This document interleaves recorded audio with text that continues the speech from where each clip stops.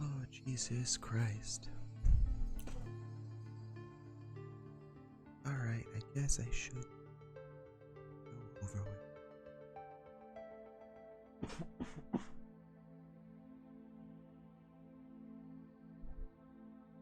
I'm trying to contain the cringe. I just need to drink more milk.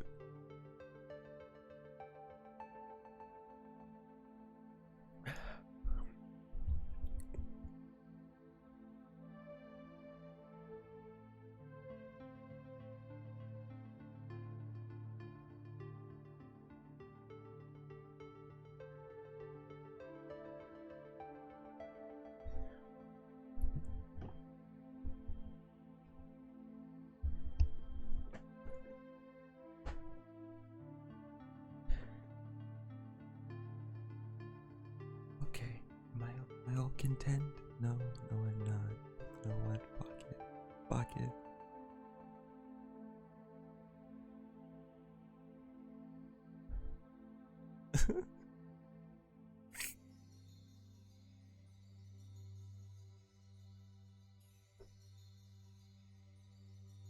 Just read the lore. Just read the fucking lore, man. Just fucking read it.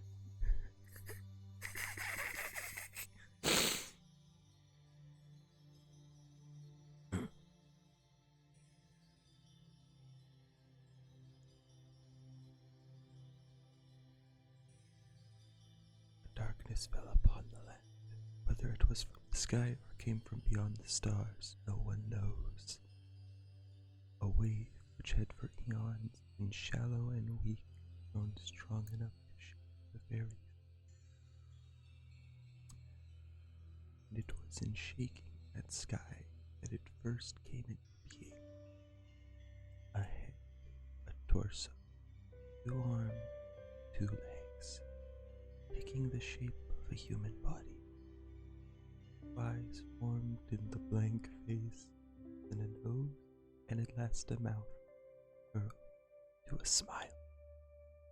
Hi Larry, how you doing there, buddy? Ready for some fucking cringe?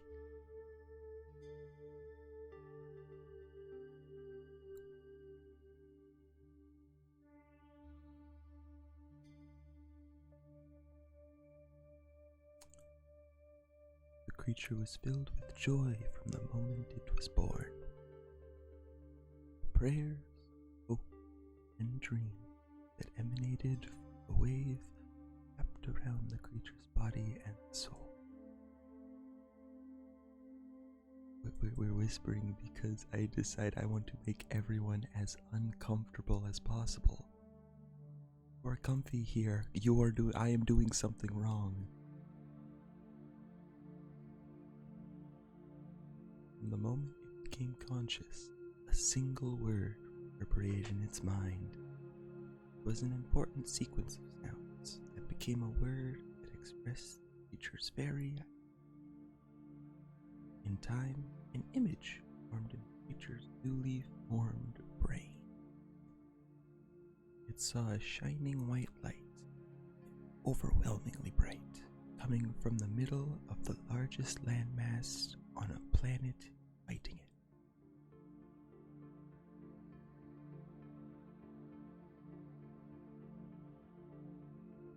I see it's working. You are getting very uncomfortable. This is nice. This is good. In a wilderness that stretched out as far as the eye could see was a campfire, looking as small as a grain of sand. It was about to go out. Ryu, Zone, Rona, Reno called out softly, trying not to disturb the pre-dawn air. There was no response from the 3 people lying around the fire, wrapped tightly in their blankets. They were fast asleep. I'll leave you be for now. You did a lot of walking yesterday after all. The 4 travelers had agreed to take turns keeping watch, but Reno decided to continue without waking any of the others. She fed the fire and sat down, licking her knees. A large egg, about as big as she could hold in one hand, lay sleeping by her side. Sleeping wasn't merely a metaphor. The hatched egg had legs and a tail, and 2 currently closed eyes could be seen from within the carapace. The egg was called Sunrise Egg. No thanks, I've eaten my fill. Reno chuckled at Rona's sleep-talking. Rona, the baby, despite the almost shockingly direct and naive nature of the youngest member of the party, Rona had already saved them more times than she could count. Reno's stomach started to rumble. They were all hungry. It was a feeling they were becoming unfortunately familiar with. The girls who had endured grueling training to become priestesses, Blaze Maiden, were starting to wake up to the reality of carrying such a quest without taking charity from anyone. Deep in the Dragonia Mountains, at the heart of the Dragon Empire, many days' walk northeast of where they were, stood Red Dawn Manor, the oldest temple in the world. The temple was dedicated to a priceless jewel, which the Blaze Maidens were tasked with protecting. Once they devoted their bodies and souls to the cause, few of them were ever seen in the outside world again. Just 10 days earlier, Reno, Ryu, Zone, and Rona would have never dreamed that they would be out on their own.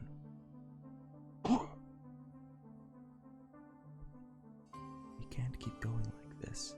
We should just say our thanks and move on, Ryu, the oldest of the party, said just 2 days earlier.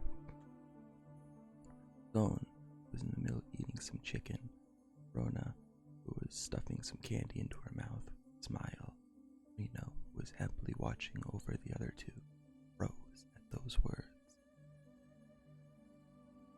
The first village they came across gave the Blaze Maidens a warm welcome. The Dragon Empire was a militaristic state ruled over by the Dragon Emperor, but it was a civilized nation. Being a descendant of the ancient kingdom of Dragonia, most of its citizens were deeply religious and held the priests and priestesses in high regard. As a result, a group of Blaze Maidens, accompanied by a walking egg, came down the mountain. Villagers all welcomed them with open arms and freely gave them what little stores they had saved up for the winter. Gifts and food continued to pile up before them, but Ryu still didn't seem happy. Try to remember what our master told us. Have we not all been ordered to find the truth of the world with Reno and Sunrise Egg, and to find within the hope of all humanity? These are the villagers' precious reserves. They keep them going until spring. We can't take advantage of them like this. Always energetic Zone, naive Rona, and serious Reno were shaken by Ryu's words. Reno, Zone, and Rona were good enough as priestesses for the master to allow them outside. However, as devout as they were also young girls. Who could blame them for being led astray by hot food when they were so hungry, a warm bath to soothe their tired feet, and a soft bed instead of their usual hard ground? Ryu was a little more mature than the other 3. And so, the 4 of them, who secretly sleeped out at night, left behind a polite thank you note with a Blaze talisman in Sleepy Village. The heartfelt goodwill of the people they met at the start of their journey was also their first time feeling bitterness.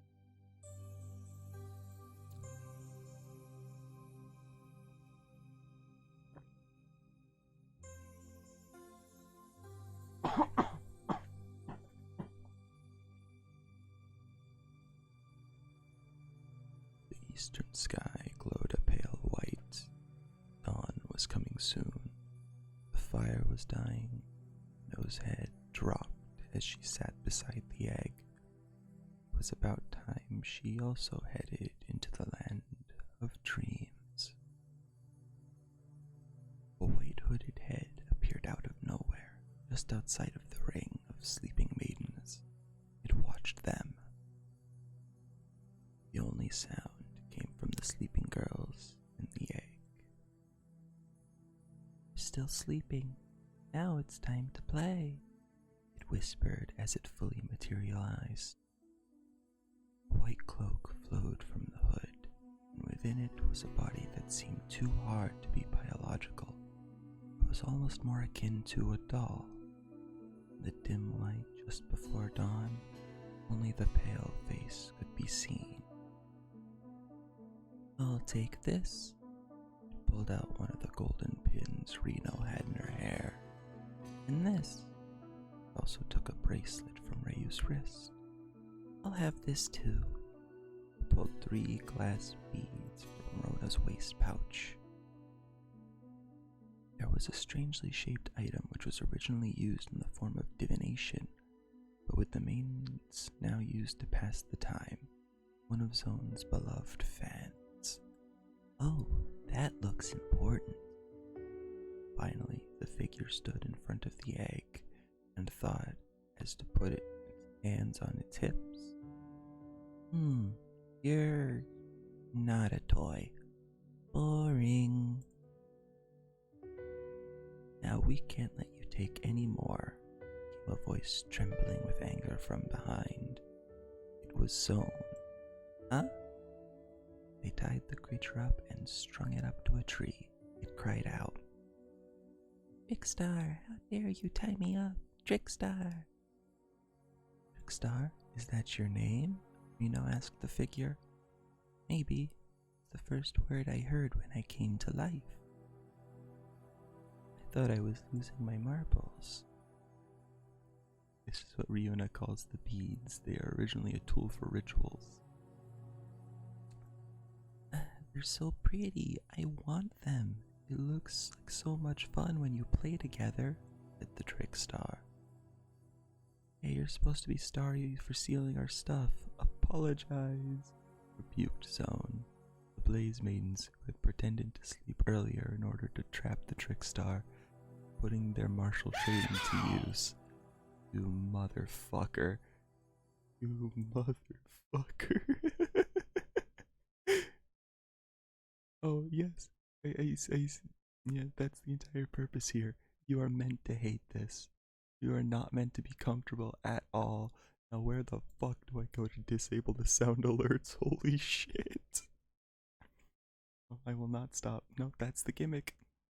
Going until I read all the OverDress lore that I'm gonna play Vanguard ZERO. Till then, you're stuck with me like this. Sucks to suck, loser.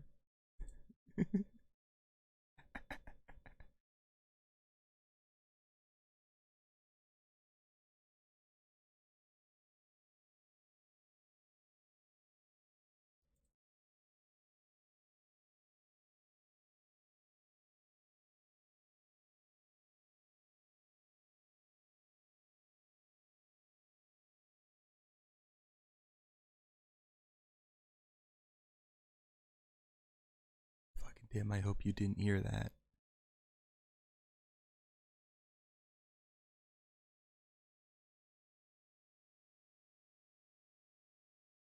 How the fuck do I disable that?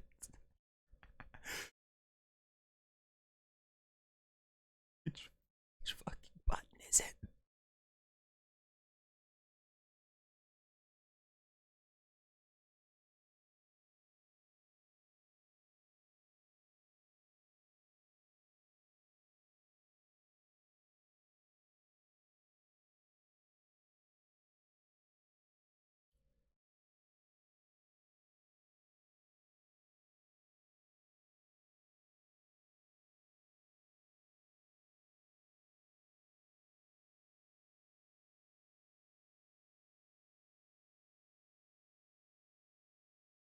I turned off the desktop audio. Haha, there's no interrupting the vibes now. Your one and only salvation is gone, bitch.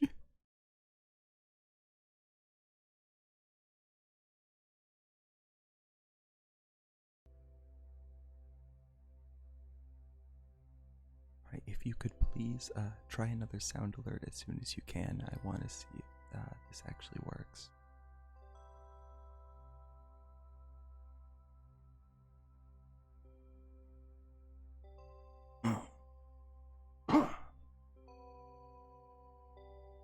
Anyway, as we were going, as we were doing, sorry, I was just having a little fun.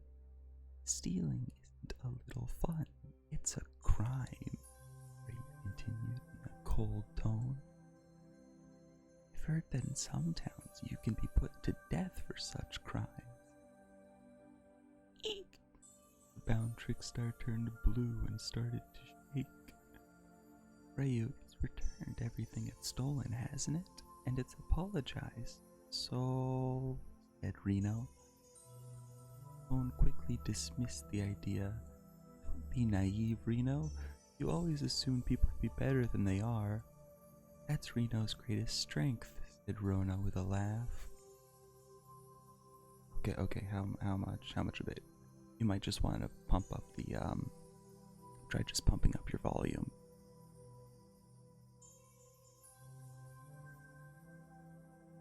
Very well, if you promise to never steal our things again, we will let you go. However, I have 2 questions that you must answer, Trickstar. Rayu took charge. Behind her, the morning sun rose, along with a large and a small moon. All the other planets normally filled the skies. Number 1. Do you possess the ability to phase in and out? You possess the ability to phase in and out of our reality, so there's no point in tying you up with rope, right? You're right, Rayu. The Trickstar slipped out of the ropes as though they were never there and stretched out its arms and legs. I just wanted to see what it was like to be bound up like that. Just a bit of fun. Wasn't it fun, Zone? Zone had an astonished look on her face. How did it know her name? And my other question, why us? Trickstar is a card from OverDress. It's that grade 0 that's the center point of the OverDress deck. You know, the one with like Virina and Nirvana and such.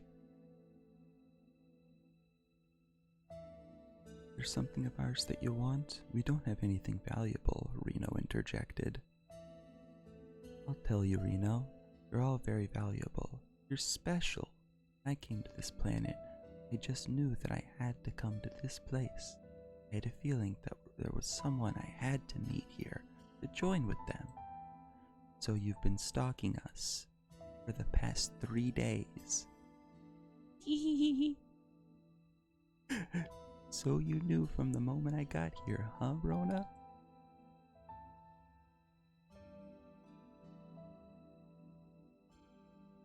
I believe so, yes. I believe you are right on the money.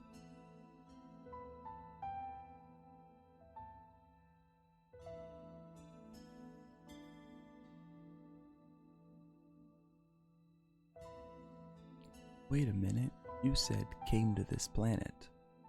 You mean you're an alien? Reno asked the creature. The existence of aliens and creatures from outer space was not a big deal for the citizens of Planet Gray. I don't know. I don't remember anything before I came to life. Do any of you remember your own births? I guess not. Very well, that is all. Go where you will, Trickstar. Just remember, no more stealing. You're so boring, Rayu. Hey, why don't you let me join you? I'm sure I'll come in handy. Zone butted in. Hey, we're not out on some sort of field trip, you know. You're protecting Sunrise Egg, right? Every morning, Reno stands in front of everyone and prays to the eggs. It was so interesting to see an egg pampered like that. You really have been watching us. Reno looked surprised at Trickstar's revelation. Sunrise Egg was the egg that Reno chose at the temple, so it was her task to pray to it. Our party is full, Reyes coldly stated. How about this? Half a day's walk west of here you'll find a prosperous town. We're gonna have a festival tomorrow. I'm sure you'll be able to find food and anything else you need there. After all, you decide to take this journey on your own without depending on anyone else?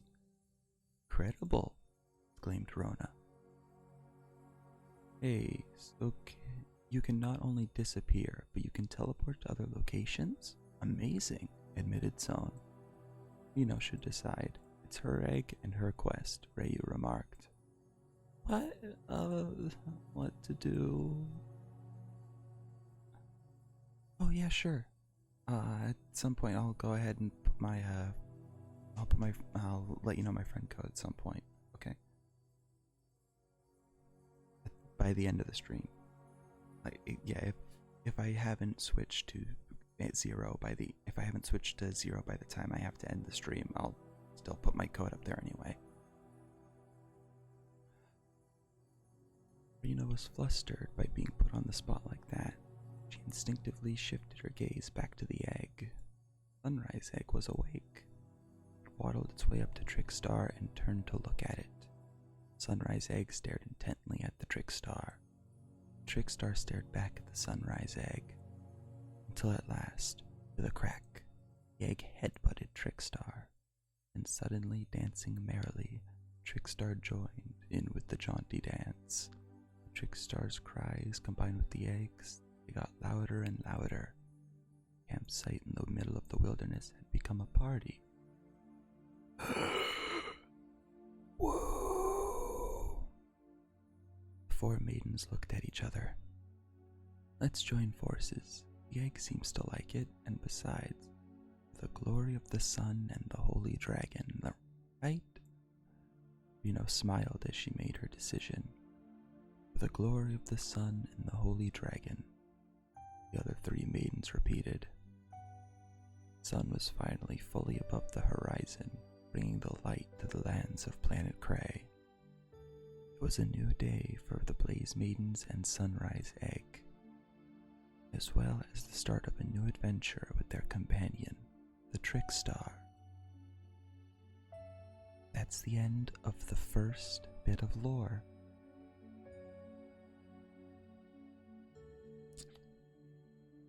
Was the Trickstar story.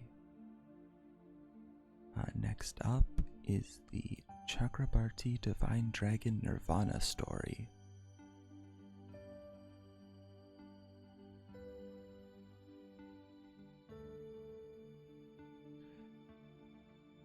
People rejoiced throughout planet Cray. The holy dragon had awoken. It was the birth of a new era, one of great hope.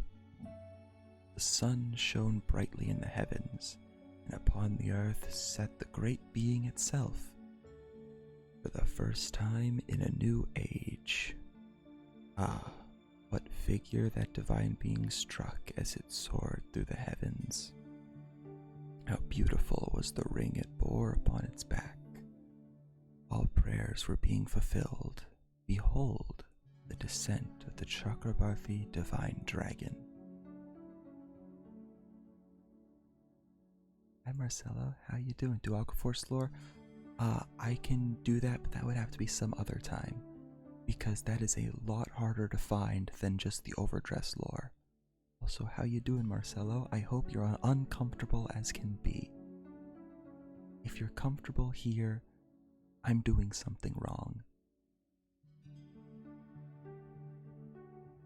You know, but note this, No Name. It's not out of the question. It's just not happening today of all days. Reno, watch out, Rona shouted. Reno staggered as she pulled out of the way. A covered wagon, filled to the brim with cargo, passed right by them. There was a spring festival happening that day in the town of Turizen. The roads were heaving with people and wagons. Not like you to be so distracted, Zone observed as she adjusted Reno's male clothing that she wore as a disguise. She kept her eye on Reno, her hand on her arm. Clearly, she didn't think she was herself. It isn't like walking through the fields like we did yesterday. You have to be careful, Reno. Sorry, Rayu's words seemed to snap Reno out of her daydream. The sun was directly above them, noontime. Treason lay just to the west of the heart of the Dragon Empire. It was a relatively large town that straddled a major highway. How to become bisexual in one step, the stream. Aw. That's actually a very sweet compliment, thank you, Marcelo. Used to this, so I'm comfortable. No name, I'm sorry to hear that.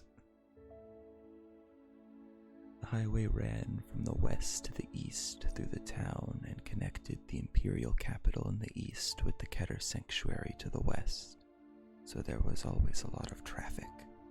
The harbor was built in an inlet with deep waters, which made it ideal for both shopping and fishing. To the north were the Dragonia Mountains, where you could find Red Dawn Manor, the Four Maidens' home.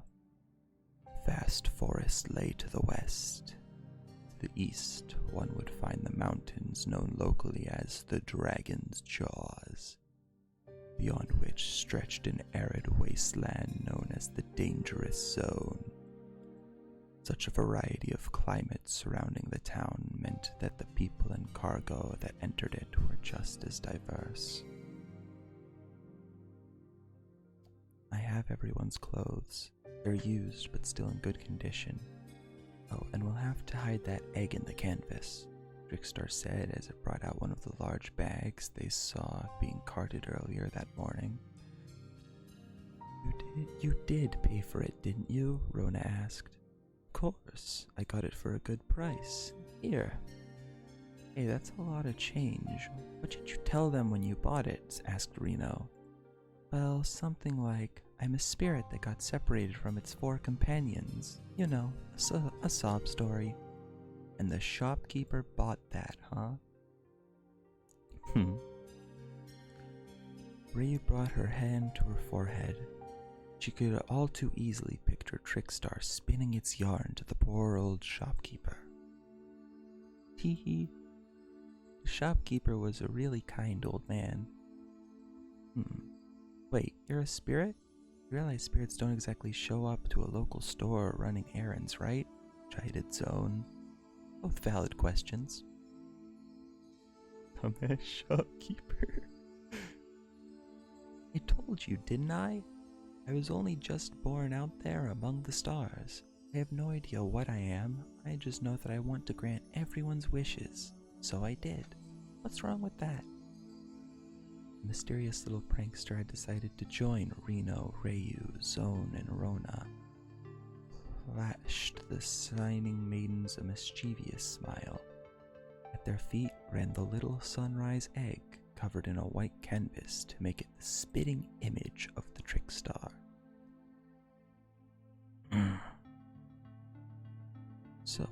So why do we have to wear boys' clothes? Asked Rona.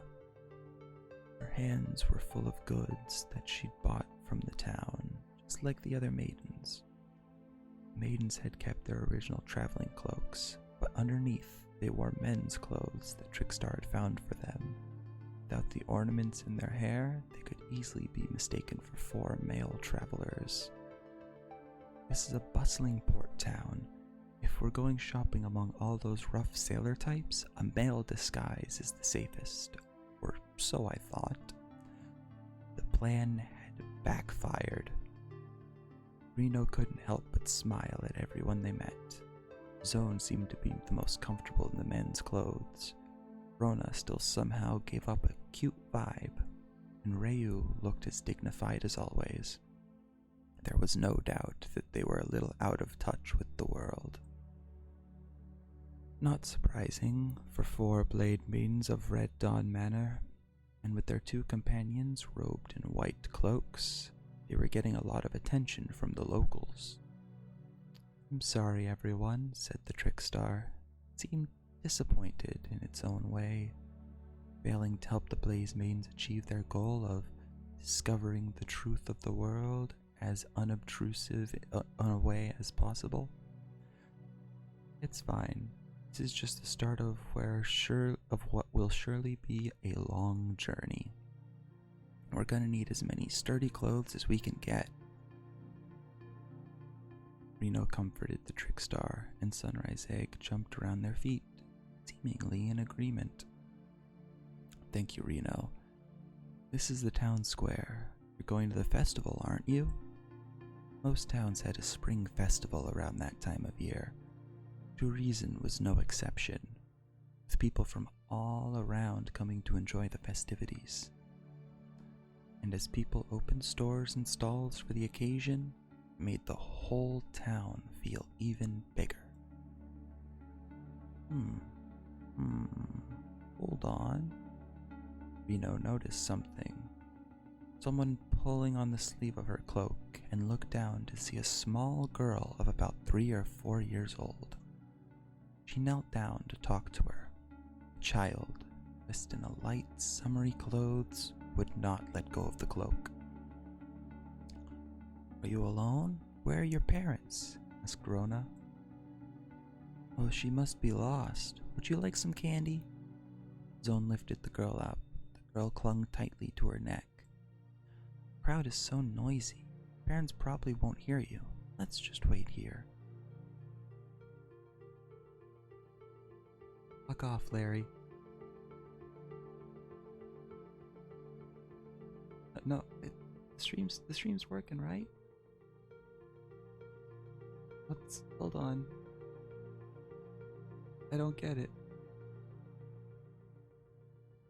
I'm just going to assume Larry's full of bullshit until someone else states otherwise. The festival seemed to start on its own. There were already people playing music and dancing in the square. The maidens smiled at each other.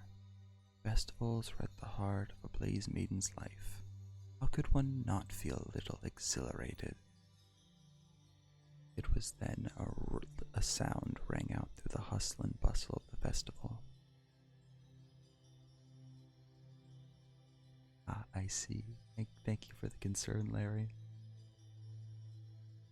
It's good to see this is working on you the most.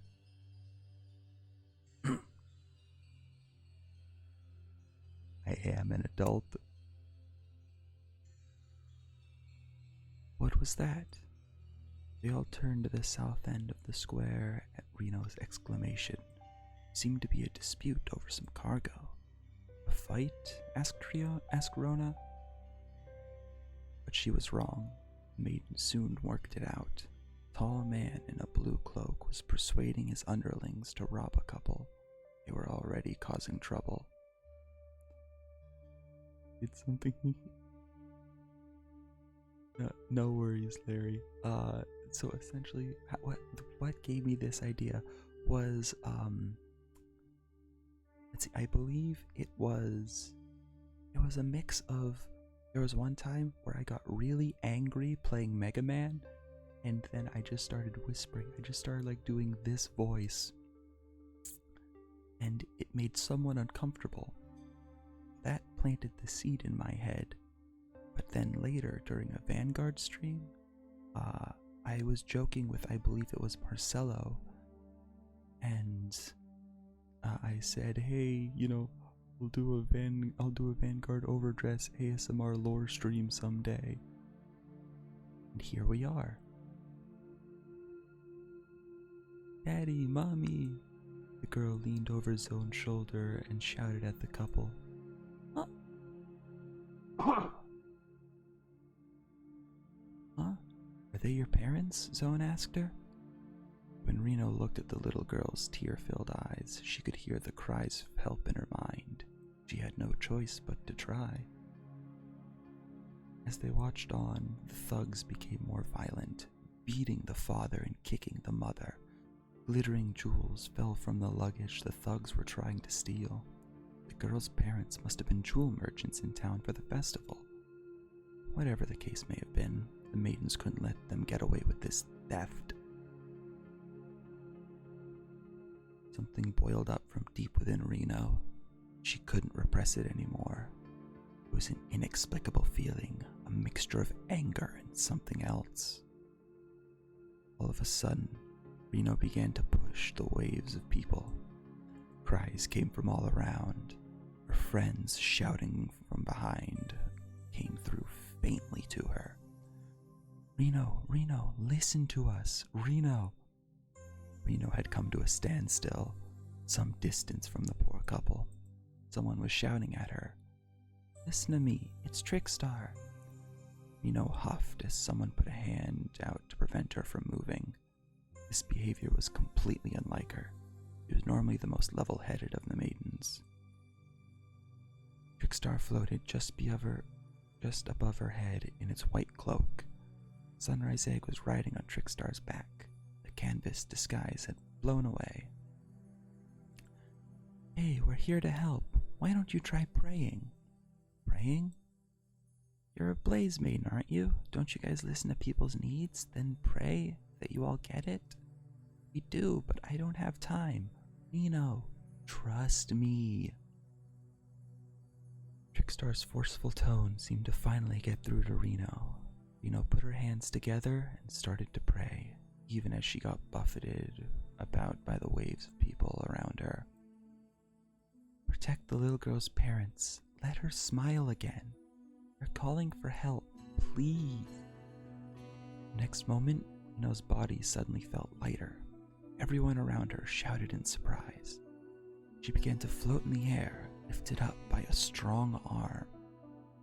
Hey Reno, it's a good prayer. I think I'm gonna grant that wish. A voice that came from above sounded like Trickstar, but also something else. Trickstar? Reno looked up and saw a huge, winged figure. I'm Verena. That is the name that came to me as I was formed, but I shall explain more later. Go. Verena leaped to the other side of the square in a single bound and swept the thugs away with a swing of its arm. Reno took Sunrise Egg, who was still riding on Verena's back, chased down the man in the blue cloak. He was standing on top of a blue, tent-like structure set up in the square. Verena was protecting Reno. Reno was overwhelmed by the sense that she could trust him. The taking of another's property without permission is a crime. You must return all stolen goods to their rightful owner. What kind of highfalutin nonsense is that? I was only borrowing the stuff. Of course, I wasn't really thinking I would return. Hey, you're a girl. Reno hurried to straighten up her clothes. After rushing through the crowd and being carried by Verena, her collar had gotten loose. Took a look at Reno as he held the bag of jewels and laughed, causing Reno's anger to boil over. Flames appeared around her hands and feet, from her hair and around her slim body. Fire magic? You're just a little girl. That's right, and this little girl is here to cleanse the world of scum like you. Blaze Maiden's dance is an incredibly tough skill to master, requiring years of grueling practice. It is a way to give praise to the holy sun dragon, and also happens to surround the dancer's body in flames. Blaze Maiden Reno was covered in flames as she danced. He shot out the man in the blue cloak. Take that. The man quickly jumped back to avoid the flames. Something now stood between him and Reno. The blue, tent-like structure that he was standing in front of turned out to actually be a dragon.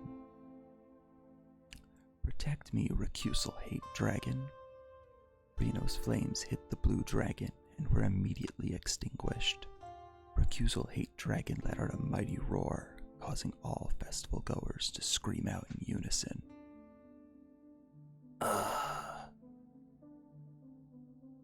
Not so easy to clean away this scum after all. What's wrong? Scared? The man scoffed at Reno. He felt embarrassed by her carelessness. Recusal Hate Dragon was resistant to magic. She needed more power than she possessed to overcome this foe. Or try a different tactic. Only her friends were there. But no, her friends were far behind her in the crowd. She was alone. Reno was not strong enough. Not yet. Her anger made her forget her weakness for a moment, and she had ended up in the battle with a man who could control a dragon. This was the first and certainly one of the greatest failures in her life since becoming a Blaze Maiden and protecting the holy dragon egg. I know what you're thinking. You can't defeat me with your pathetic little flames. The man's words struck the shaken Reno. You can do it. Use everyone's wishes to fuel your flames. I know you can. Irena's words gave Reno courage. For a clever little thing, I guess I'll have to take care of both of you. The man in the blue cloak signaled for his underlings to reform around him. Then, get out. The inaudible voices of the crowd in the square arose. Don't ruin the festival. Be gone, scoundrel. Keep it up, maidens. Reno was urged by the thoughts and prayers of those around her. Sunrise Egg stood up in front of Reno. It was now trying to protect the very Blaze Maiden tasked with protecting it. Sunrise Egg? No. Divine Dragon? Irena's voice cut through Reno's confusion. Reno, you have to pray. It's what maidens do, is it not? She started praying, this time without anger. She converted the prayers coming from Trickstar of Irena into a crowd and the crowd in the square into power. The flames had been wrapping around her arms, legs, and slim body swirled into a great vortex. I shall answer your prayers.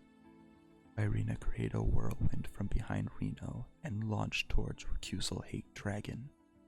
Irena grabbed at the jaws of the howling dragon and in the blink of an eye swung it around and slammed it to the ground. The whole square shook as Recusal Hate Dragon smashed into the cobblestone street. At the first sign of resistance from the dragon, Irena positioned its sword at the dragon's throat and placed a knee on its stomach.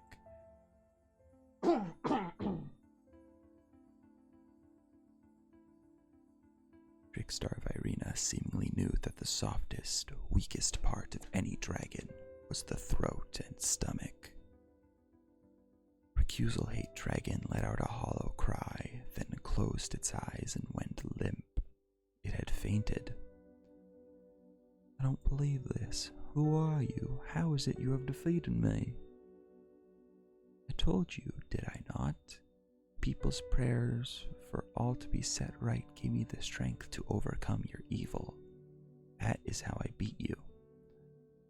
The man in blue and his underlings had lost the will to resist. Irena pushed them to the ground and tied them up using rope that was being used for the festival. The crowd, which had until now been watching with bated breath, erupted in cheers. Thank you, Irena. Reno thanked her new friend, still feeling a little stunned. That was when, with a Irena transformed back into Trickstar. You're welcome. I say we did a pretty good job. Sunrise Egg was standing in front of Reno. You did pretty well too. Reno patted the egg. It seemed to be happy. Then Reno looked around. She saw people in the square, the girl reunited with her parents, the maiden sisters rushing over with their luggage, and the egg that was before her had become something else entirely. Ah, what a figure the divine being struck as it soared through the heavens. How beautiful was the ring it bore upon its back. All prayers were being fulfilled. Behold, the return of the Chakrabarthi divine dragon.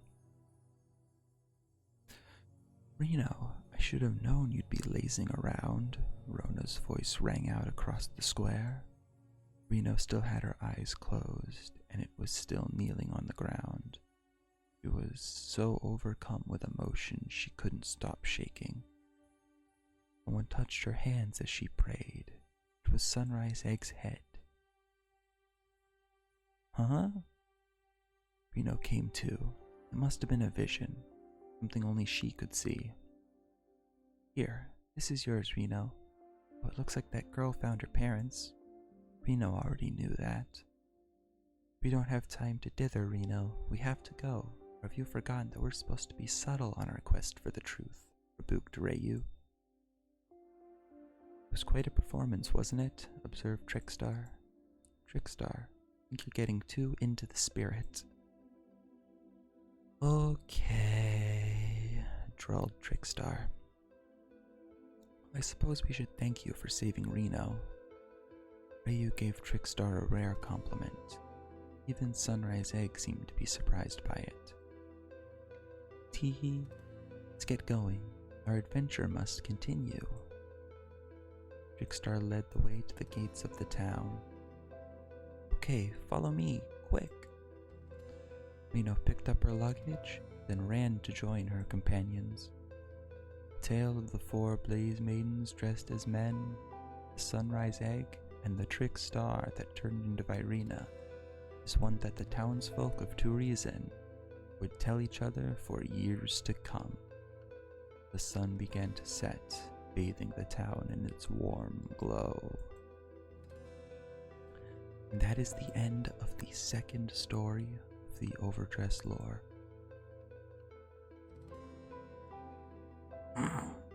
Next up, the third story, the one of Heavy Artillery of Duststorm Eugene.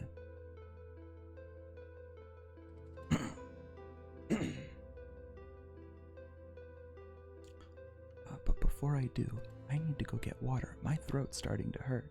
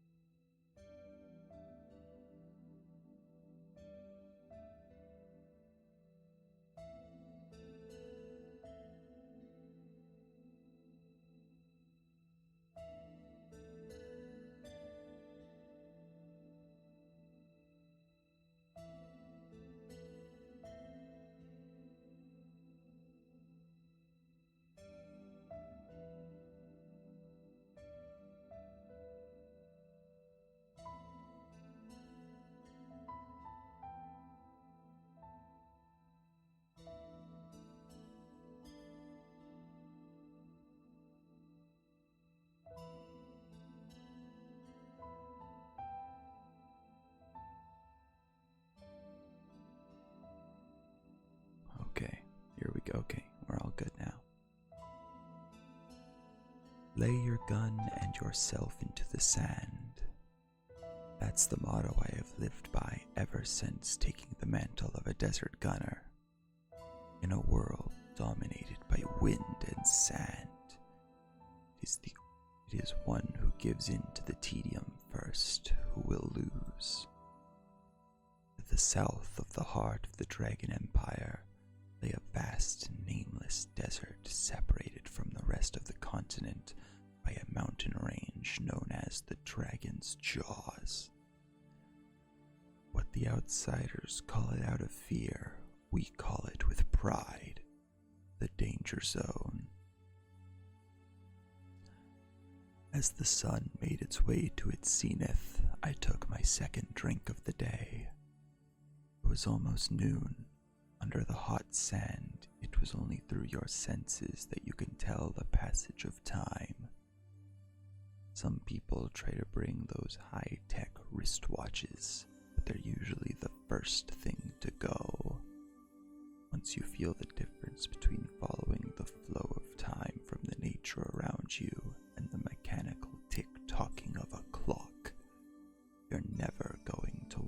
go back. And I am now atop the dragon's tongue, I whispered to myself, here in my hide.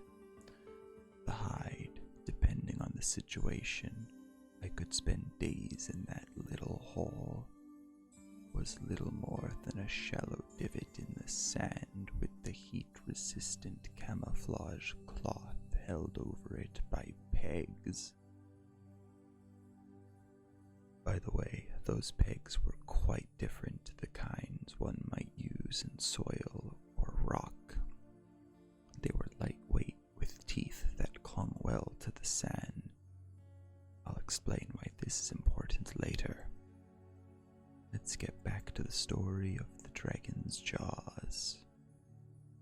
About 3,000 years ago, the area was a vast lake with many rivers flowing into it. According to legend, Drachma's inferno turned the lush wetland into the desert it is today. If you were to look at the landscape from above, you would see the mountains of the region resemble the giant dragon's jaws opening out to the ocean in the west. When I'm not hiding in the sand during my long rides on carriers and dino dragons, I like to look at my maps. I like how it's possible to hold the whole world in your hands. When I close my eyes, I can still see the shapes of the continents I've traveled and the countries I've visited. Death is all that awaits those who grow tired of the tedium. That is the truth. I have my maps to keep me occupied, and others have their own way to stave off the boredom. Some draw, some sew, others mix the gunpowder they use for their bullets. We fight the boredom, we fight the sand and the wind. Loneliness is our greatest enemy and our greatest ally. I heard an almost inaudible sound. I brought in the Inferno. That was my favorite gun. I called it the Dragon That Dried the Lake, but officially it's called the Hiel HFR 40 GDS Desert Special. It was the last great creation of the legendary gunsmith Hiel, and came with a lifetime guarantee. It was as long as my arm, weighed too much for the average person to easily lift, and was one of my greatest friends. When it's my time to leave this world, I want to be buried with this gun.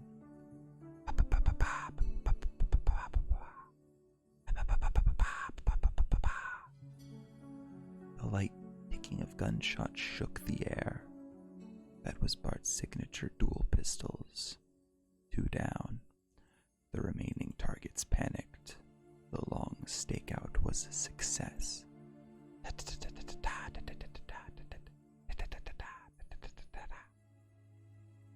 Nigel downed 3 targets in one go with his assault rifle.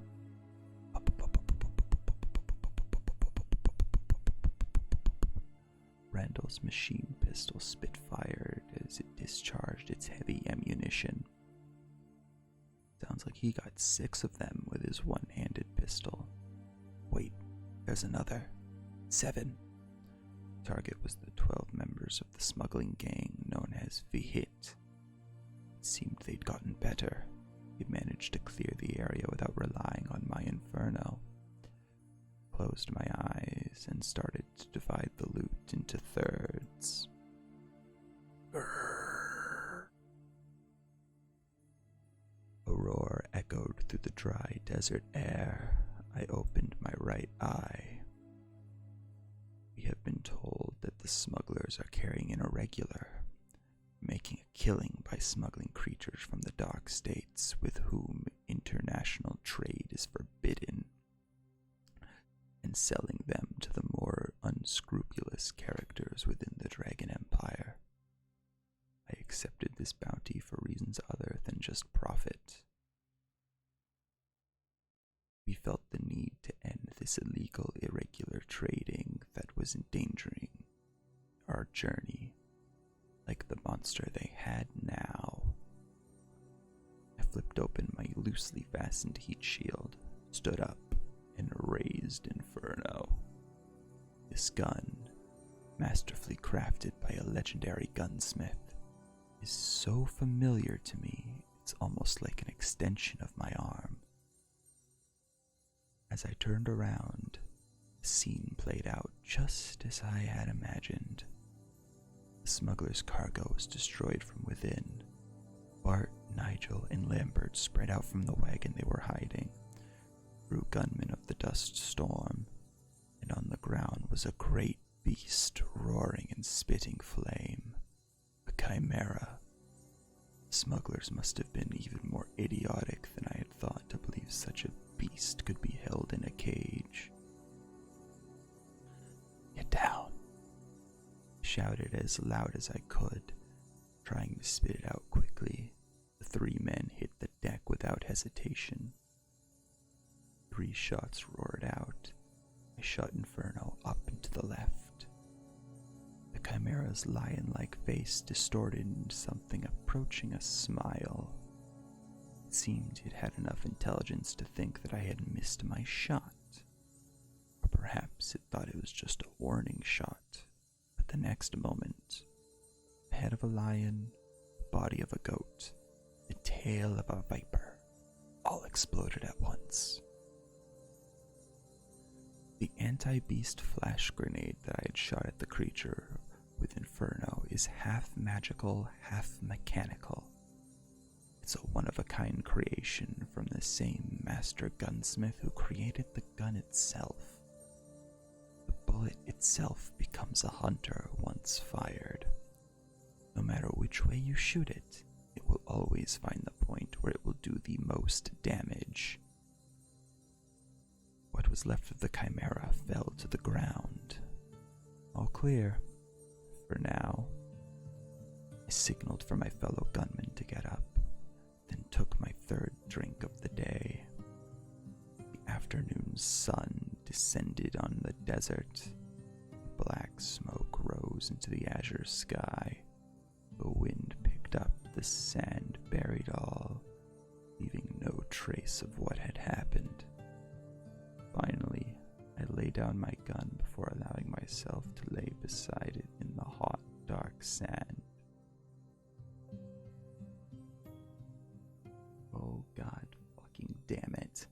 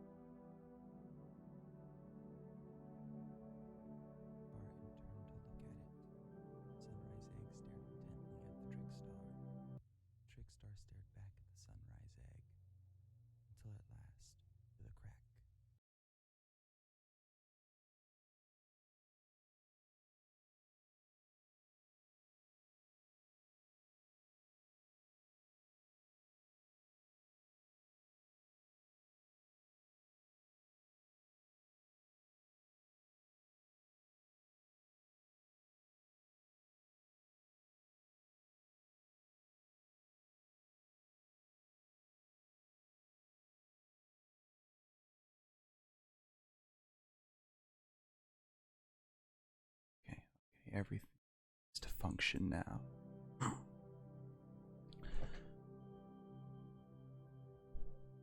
I swear to God, Tobias, if you don't get your shit fixed, I will wreck your shit.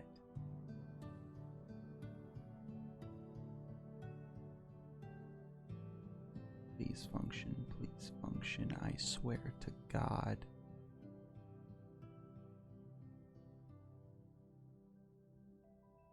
Okay, it looks fine for now.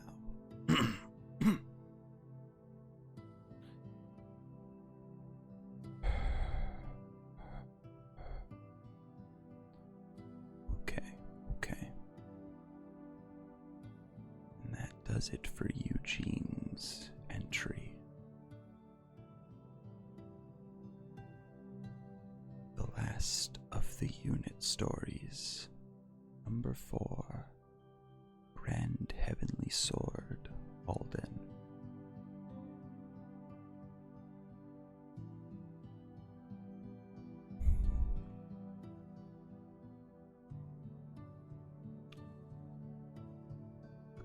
A cloud shot down from the jet black sky. It reached the ground, it burst open, revealing a knight clad in gleaming armor. I am the Grand Heavenly Sword, Alden. In the name of the Cloud Knights, I have been sent here to maintain order. All sinners beware.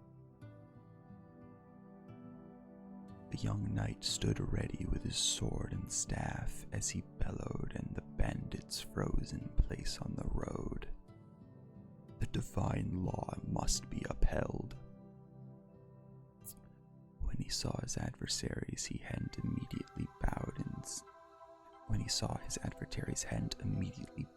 supplication, the knight readied himself for battle. Keter Sanctuary, a nation once known as the United Sanctuary, that was founded by the hero Alfred. Time had not been kind to this area. Keter Sanctuary was made up of 2 separate countries.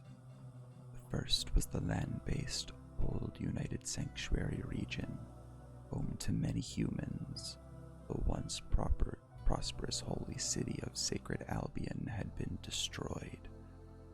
Little left but ruins. The other was the capital that governed over the ground-based nation, an enormous floating island known as Ketergia. The citizens of Keter Sanctuary, living on the ground, lived in fear of attacks from bandits and monsters.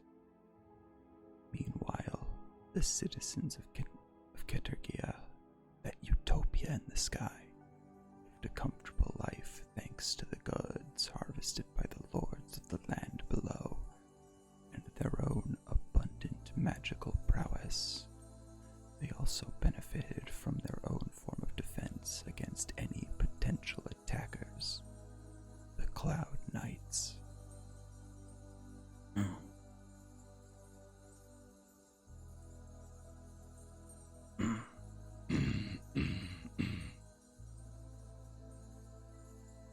Swear to God, OBS. Dropped frames are fine, as long as the audio's fine. The audio is all that matters. But seriously, stop shitting the bed. One evening, when Alden was on patrol, he suddenly received a warning alert from the Sky Communication Network, CloudNet. Block 32, report of a burglary, no injuries. Nearby Cloud Knights report to the scene to ensure the safety of all concerned.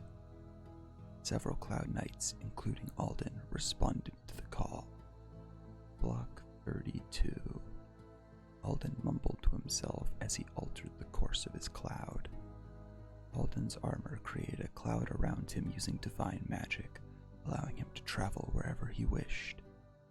This was how he was able to immediately reach anywhere in Ketergia.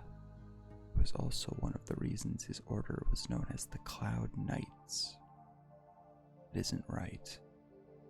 Block 32 was in the northwest area of Katergia. It was home to the city's power plant. The only things in that block were power generators, conduits, magic converters, and other industrial equipment. There shouldn't be anything there worth stealing. This is Alden. I'm heading to Block 6. Stay on alert. Alden didn't wait for a response from HQ. He went straight to Block 6, residential area on the other end of the city from Block 32. The large sword on his back cut through the air, drawing a great white arc in the night sky. Alden was a descendant of a long line of Cloud Knights. His grandfather told him stories of how his ancestors fought in the old United Sanctuary using blasters. The Cloud Knights were the most highly revered order of knights in the Keter Sanctuary. Of course, the selection process to join was exceedingly strict, especially for a citizen of the surface as Alden was. His grandfather told him and father alike were delighted when a brash 20-year-old eager to uphold the law, he made it through the most difficult of trials. They happily paid the high price to get him up on the floating city. It was this way Alden differed from other Katergia-born elites. However, being born on the surface made him resourceful. Having known poverty, he was far more spirited than them. Alden wore his nickname of Groundling with pride. As I expected, looking down from the residential area, Alden could see a number of shadows moving on the streets. This was most unusual, as the law-abiding residents of Katergia would all be in bed at this hour. Unauthorized persons detected in Block 6 moving to secure the area. Alden descends. He emerged from the cloud and stood there, illuminated by the nearby street lamps. The divine law must be upheld. There were 4 shadows. Were they monsters? Some kind of subhuman? Whatever its true form may have been, Alden was sure it would be no match for his sword. And what a sword it was. A great 2-handed sword with a wing-shaped design forged right there in Katergia. Someone called out his name from the darkness. Alden. This time it was a young Cloud Knight who froze in place. He remembered that voice. Hunter? There was a faint tremble in Alden's voice. Before him stood someone he knew as a boy living down on the surface, now dressed as a bandit. I thought it was a good plan, but I should have known you'd see right through it. We used to do the same trick back when we stole potatoes. What did you steal? The man who was once his friend took something out of the bag he was holding and threw it at the Cloud Knight. The other shadows followed suit. Unlike Hunter, the other 3 all stood with their daggers drawn. Katergian law was strict. Unlawful access to the floating city, along with the attempted theft, would mean they were not likely to ever see the surface again, which meant they would likely resist with everything they had. Jewelry. That's what people up here value over everything else, isn't it? They take it from us commoners who work our fingers to the bone to gather such treasures. But you know, this stuff is much harder to trace on the black market than money. We just want to take what rightfully belongs to the surface. This belongs to us. You call that justice? Do you think this is how we will get equality between the nations? I couldn't care less about equality. Do you have any idea how miserable our lives are down there? I know. Grew up there, remember? For a moment, the Cloud Knight's facade fell, revealing the old surface dweller beneath. What happened to you, Alden? Be the pride of the neighborhood. Your family always held on to their dignity, no matter how hard times were. Not like us. We've had no choice but to join the resistance. Alden and Hunter stood still as statues. Three shadows also stayed put. Can't you turn a blind eye, just this once, for old time's sake? Alden's reply came immediately. No chance. So, you're gonna kill us? No. I'm here to arrest you. I'm here to arrest you and bring you in to be judged. Always so serious. You haven't changed a bit. The three figures started to panic. Lights turned on in the surrounding houses. It won't be long before reinforcements arrived. Take what you've got and run. I'll take care of the knights. As Hunter instructed, the others took the loot and ran. Alden heard a buzzing sound. Must have been a lightweight aircraft. It likely barely got them up to Katergia from the surface. They risked their lives coming to this city. Alden's face grew stern. There was no escape from a Cloud Knight once they have you in their sights. Resistance was futile. You're really not gonna budge? Asked Hunter. Alden shifted his sword in response. The air around it glowed with all the colors of the rainbow. It was a Cloud Knight's signature stance. The moment an enemy moved, the Cloud Knight would strike with all their might. They would put their energy into a single attack. The standoff continued, with neither side willing to make the first move. Then... Okay, I know I can't win against you. Hunter dropped the two axes he had hidden behind his back. Could have attacked Alden with those sharpened blades if he'd wanted to, and not even revealed he was armed at all. Hunter was the best axe thrower the surface had ever produced. Alden remained silent as he bound his old friend's hands with magical rope. If I had tried it, would you have killed me? I'd knock your axes aside and make you pay for your sins. I'm sure I will. Hunter looked down as Alden looked up to the sky. The two young Cloud Knights descended in their clouds out of the night sky. And that wraps up all the unit stories. All that remains are the world and the elderly stories. What time is it?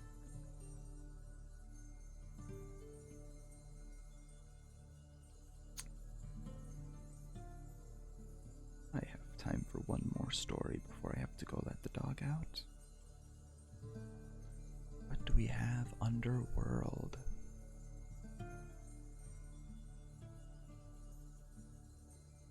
Ah, I see.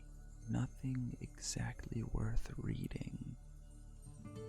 I suppose I shall just skip to the final bit, which is the novel stories. You know what? I think I should read all of these in a row. There's 4 chapters. I will read them after taking the dog out. I'm just gonna go do that early.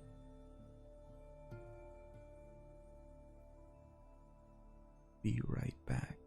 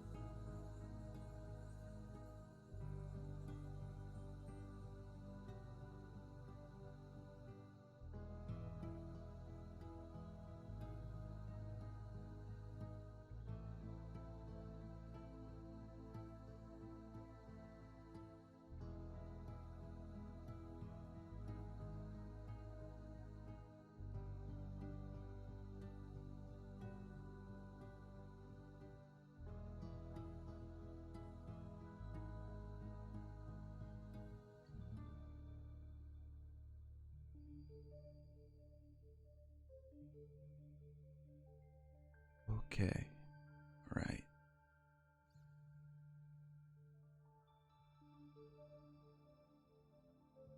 And we're all set, ready, and raring to go. Short novel, The Elderly, Legends and Encounter. I'm gonna read everything they have so far. I don't think they've written the ending quite yet.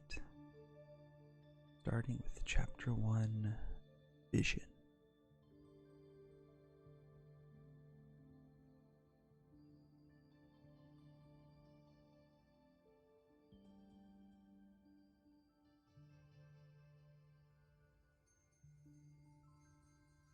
Scarlet sparks streaked through the skies over the festival as the fire continued to burn. Moons of various sizes joined the twinkling stars in the night sky over planet Cray. The blaze maidens danced around the flames in a trance, forming the circle of harmony. The sun rose, set, and rose once again, yet they still kept dancing tirelessly, as their predecessors had done for generations. Red Dawn Manor. Both the temple, located near the center of the Dragon Empire, and the arcane rituals that performed there could be traced back to the very beginnings of the human race itself. Generation after generation of blaze maidens have dedicated their lives to the temple and to the protection of the treasures within. That is, until the Chakrabarti divine era was set into motion. Why me? I really should have been in that circle. Reno finished up tying her luggage, and then let out another deep sigh. She loved singing, dancing, and talking, so the current situation was practically galling to her. Reno felt a presence down by her feet. As she looked down, a pair of glowing eyes looked back up. There was a large egg standing on two legs, with a tail sticking out of its shell, and two eyes peering out from the crack in the middle. Reno, are you then asking, why me? You should be asking yourself, why now? Master? Reno struck a respectful pose. An old man who acted as the Blaze Maiden's teacher had appeared behind her. As a high priest of the Red Dawn Manor, he had no name. People who decided to dedicate their lives to the temple gave up their name was to better serve the sun and the holy dragons. That was why everyone only ever called him Master.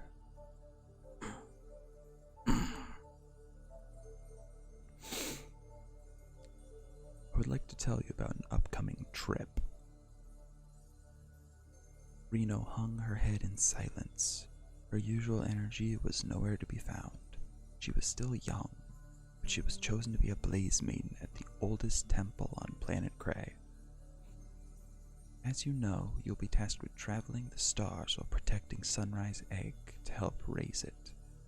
From the moment you were chosen when that egg hatched, this has been your destiny. I understand.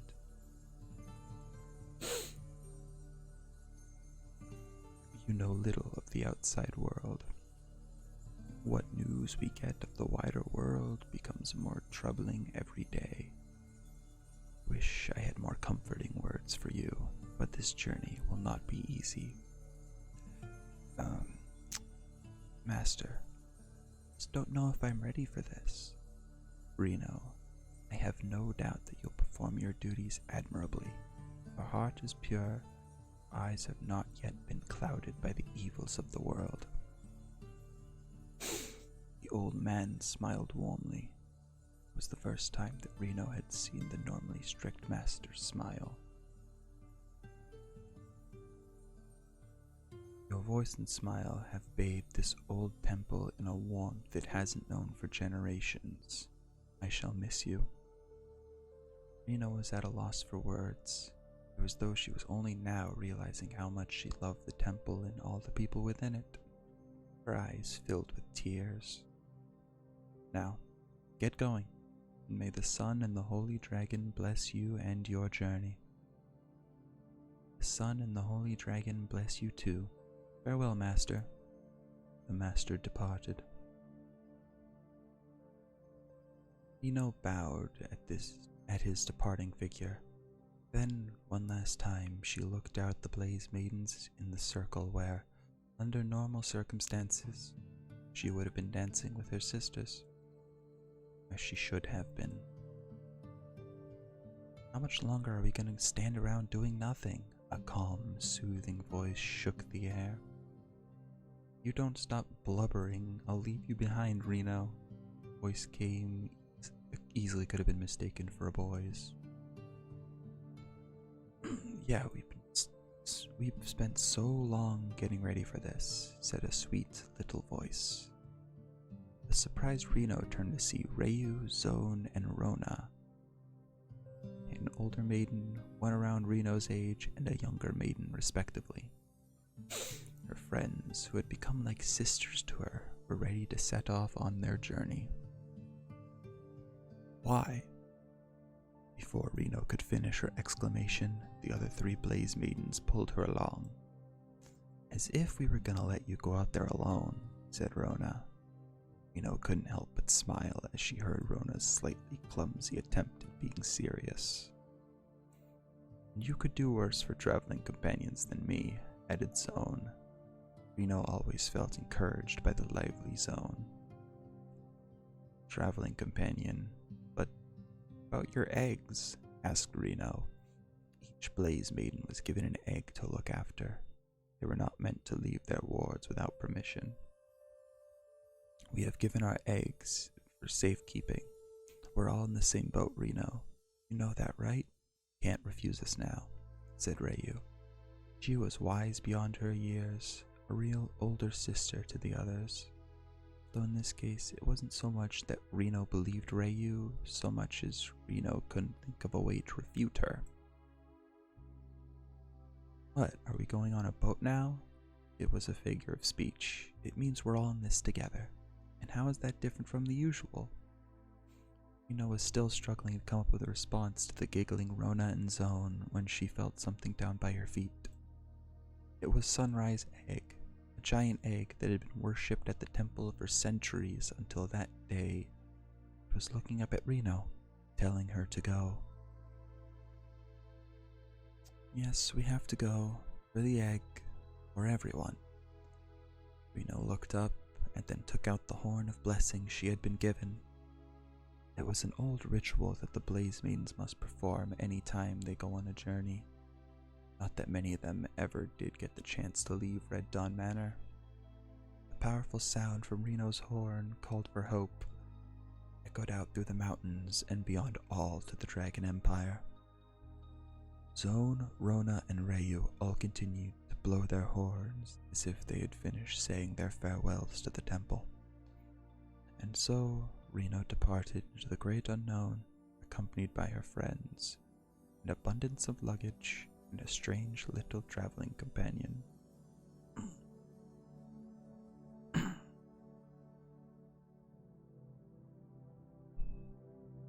The hound's barking came echoing down the dark hallway. This is bad, Aban. Need to find somewhere to hide. Won't work. The dogs are our scent now. Daddy, we have to run. The boy called Aban shook his head, which was crowned with silvery hair. Daddy brushed his hand through his dark hair, astonished by his friend's rebuttal. The two boys continued running. They were in some ruins deep below ground. The only light came from the fluorescent lamp they had brought with them. The floors, walls, and ceilings were all highly decorated, almost like some grand mansion. And they went this way and that. They were lost in that labyrinth. The boys ran and ran, but they could not find a way out. Keter Sanctuary was located in the northwest of the Dragonia continent. Around 3,000 years earlier, while that nation was known as United Sanctuary, the capital city of Sacred Albion was destroyed, and the ruling class moved to the heavenly floating islands of Catergia. A great funnel-like structure was built in the center of what was left of the city on the surface to secure the islands in place. It was a warm spring morning when Gaddy invited his old friend Aban to a treasure hunt in the old city. Interesting, but no. Aban, who was sitting behind the counter at his father's antique bookstore, refused his friend's offer without looking up from his tablet. "Come on, please. I can't do it without you. You're really handy in a fight." The dark-haired Gaddy and silver-haired Aban were an inseparable pair of twins. In some ways, the two couldn't be more different. Gaddy was a large, lively, forthright son of a blacksmith who happened to love poetry and music.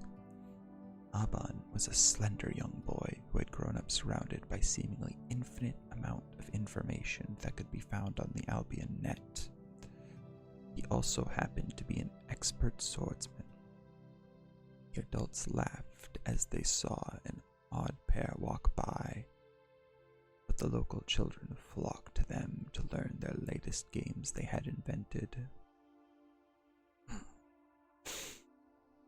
"You're looking for buried treasure, aren't you? Even though you're about to take even a pebble from Even though you know that to take even a pebble from an important archaeological site is illegal." Aban was still looking intently at his tablet screen. They were both 13 years old. They had known each other for as long as they could remember. Aban has always acted like the big brother of the pair. No, it's not done, although we are in the final stretch. At this point, I just have 4 more stories, including this one, to read. So, it's almost done. You're welcome. You thanked God, and God has responded. I'm not looking to make money off what I find. I just think that what belonged to our ancestors ought to belong to us. Besides, I was only thinking of getting a few dusty old books for my room. Those ruins are proof enough of our ancestors' lives. We should let them rest in peace. Fine, don't come then. But I was gonna let you use my dad's new sword, and I found a new spot to dig. For the first time, the silver-haired youth looked up from his tablet. He had lost track of how long they'd been running. Aban came sliding to a halt and called out for his friend to do the same. "Wait, we're at the main hall." This doesn't look familiar." Gaddy's reflexes were unmatched. He peered through the door just moments after Aban. "There's no one in there." "How do you know? And who are those guys with the dogs anyway? Not like we've stolen anything yet," continued Gaddy. "This is the deepest part of these ruins. I think it's some kind of sanctuary." "See, you're telling me this is some secret underground sanctuary, Professor Aban?" "You motherfucker, OBS. Why must you be like this?"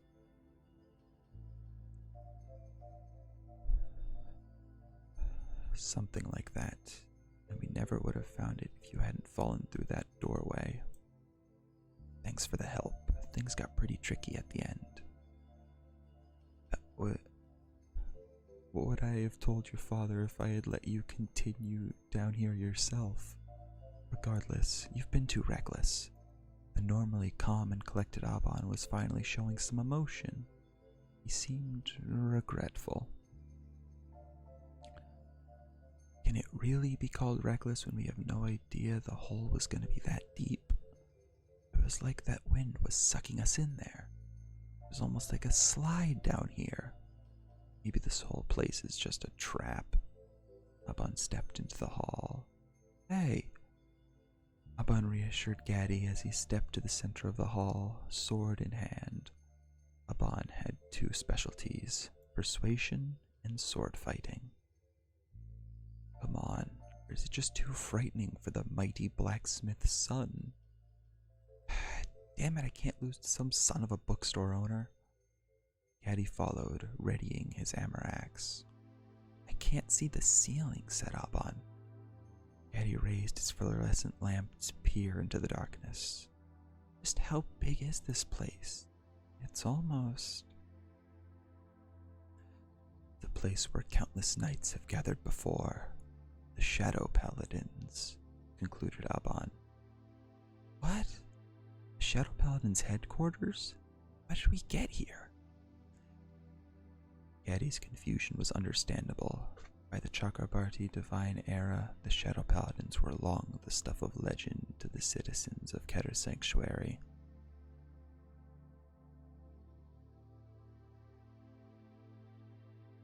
I see. So you didn't notice the hole we fell through. What about it? I think it was a hole in space-time. It disappeared as soon as we arrived here, without a trace. Gaddy gasped. There's no way out. Then how can you be so calm? Aban shrugged, showing that he was anything but calm. I only know what I learned on the Albion net. Till we got here, I thought it was just urban legend too. There are stories of places within the old sacred Albion where space-time becomes warped. You get trapped in one of them, you'll never get out. They say strange things happen around those parts. For example, Gaddy noticed that Aban had gone quiet. He turned to see why he had frozen in place. In the great nothingness overhead, a great shining ball of light had appeared. The light was strong, but not blinding. It stayed completely still, just out of reach. Things like this ball? I suppose so. I imagine you've seen magic before. I don't know much about magic, but I do know I'd rather not get any closer to that thing. Gaddy snapped his fingers. Of course you'd say that, though I can't say whether this is really magic or just some very advanced science. Aban's wry smile disappeared in an instant. He heard the dogs barking. I heard it too. This thing might lead us to a way out. I think we should take it. Gaddy had already lowered his hammer axe and was walking towards the ball. Aban reluctantly lowered his sword and made his way to the other side of it from Gaddy. Whoever touches it first is the winner. No hard feelings. Whatever. Without warning, the two boys ran forward and leaped into the ball of light. They closed in on the ball like two school children on a race. They then reached it at exactly the same time. The next moment was an explosion of light and darkness. They were faced with desolate land filled with distorted figures. A black dog and a lizard warrior were the first to enter the fray, but a dragon knight that quickly took control of the battle. He stood atop a giant armored dragon wielding his sword and shield. The dragon knight thrust his sword and a massive shockwave hit the black knight wielding a spear. Dragon Knight Nahalam, the dragon from Kagero, and the other one is Blaster Javelin, one of the Shadow Paladins. Aban and Gaddy were both surprised they could hear each other speak, and even more surprised by what they were saying. But where were they? They had no sense of being in a physical body. It seemed as if they were just watching the battle unfold before them as formless observers. What happened to us? I think we're both dead. This must be a vision of memory. Bang! Black flames erupted from the ground, followed by something else. The vision came to an end. When the boys came to, they were back on the floor of the main hall, holding hands. It seemed that no time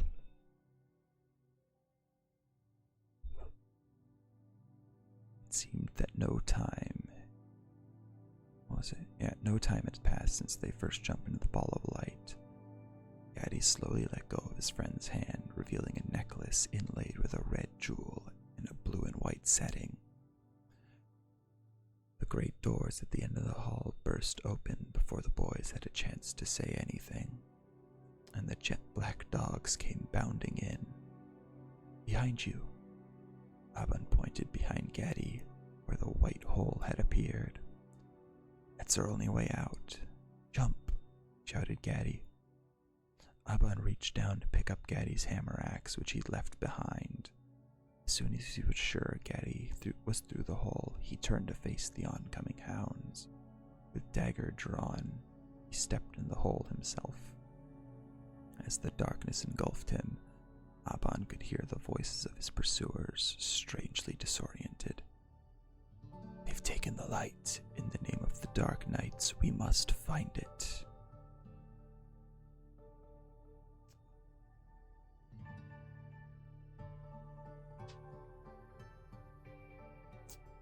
Chapter 2: The Witch of Pandering.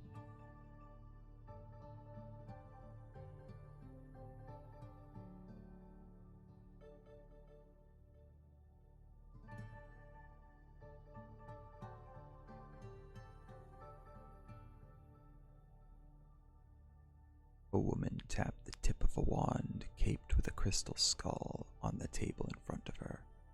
Pointed ears trembled, and her eyes had a glint to them, almost as if she had seen countless centuries go by. "Bring in the next customer." The girl who had been waiting by the door responded to the woman's voice by bowing and leaving the room. After a few moments, she returned with a well-dressed gentleman. "Madame Brunner?" The gentleman fidgeted and looked around at the opulent interior of the witch's room. Brunner's outfit was so revealing, and she looked so attractive, he was having trouble looking directly at her. He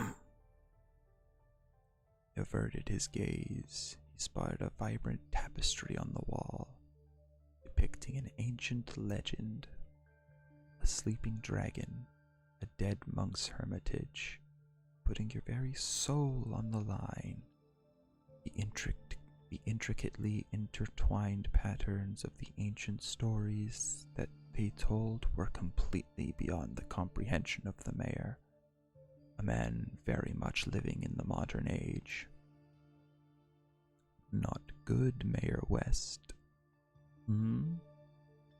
The amount that you've given me to bless your field seems to be a little less than last year. I'm not running a charity here." The mayor began to sweat. But the price you ask for is too high. I gave you everything I had." Brunner snorted at him. She began to speak in a low, ominous voice. "I see. Very well. Please, our town has been a patron of yours for many years now. Isn't there anything that you can," plead the mayor. "Your town is going to have a bad harvest this year. I shall curse you with a spring of ceaseless rain, a summer of punishing heat, and a fall of endless locust swarms." "Please, this is too much." "Silence. You're the one who dared anger a witch. I suggest you leave now, unless you want to be burned to a crisp right here in your cheap, garish clothes." "Fearing, a customer is leaving." Brunner's foul mood remained when the pale-faced mayor left. "That was some bad business. Guess it might be time to leave this area. Hey, stand over there." Brunner pointed at the girl known as Fiorine, who faced her from across the table. "You know they call me the Witch of Pandering. Not good for my reputation to have a glum, skinny thing like you as an assistant. I keep telling you to eat. What will my sisters think when they see you? I guess I just don't gain weight, the girl responded in a muffled voice. If so, then I'm a little jealous. How old are you? 10 years old. Any specialties? I've learned to sew, and I'm good with animals. In the 2 years since I took you from your family, all you've done is tend to the cows and sew. I was 11 when I struck out on my own. I had a big fight with my teacher. You know where I'm going with this, don't you? A witch's assistant is not a job you can keep if you do not have the desire to learn magic. You can leave at any time. Bruner's tone was calm despite her harsh words. Irene shook her short brown hair. No, please let me stay here, Madame Brunner. I'll learn some magic if I have to. Bruner's face turned stern for a moment, but then sighed and she sank deeper into her chair. Very well. Okay, next customer. A love potion? You're better off asking the doctor. Irene couldn't help but laugh at Bruner's comment. I should prepare some tea for you, Madame Brunner, chuckled Irene. The mayor would no doubt have been shocked at the cozy scene that was unfolding in the witch's hut. Two heavy objects fell to the ground. A hole had appeared in the sky, but quickly closed and disappeared.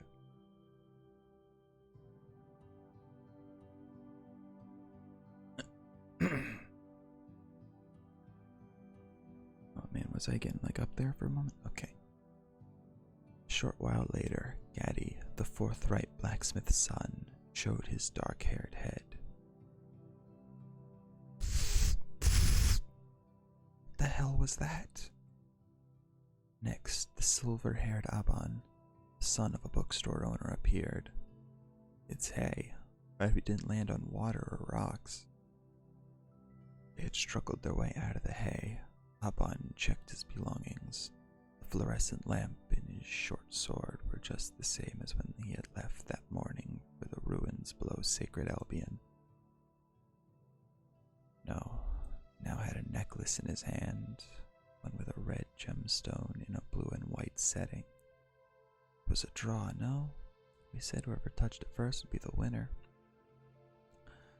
Gaddy had finally made his way out of the hay and come over to look at the necklace. He had his hack's hammer in hand. You want it? I really do, but you keep it. I'm sure I'd just lose it.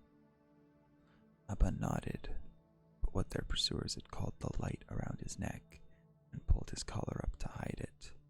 His father had taught him that greed can change a man. But where are we? Is this a farm? It's a place that must be connected to the hole under the town. We can't be too far away. As they left the barn, they heard the clang of a bucket falling down. There was a young girl who stood trembling at the sight of the two boys. There was milk spilled all around her feet. Holy shit, I've been doing this for over 2 hours. About 2 hours.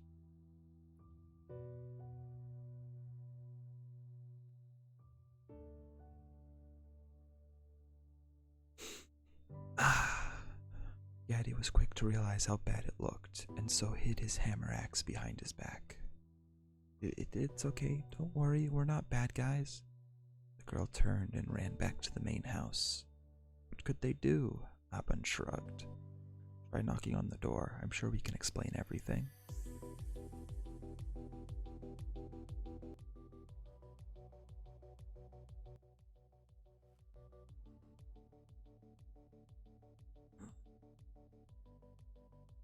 I don't know what you're trying to accomplish, but maybe I should turn you into little dolls.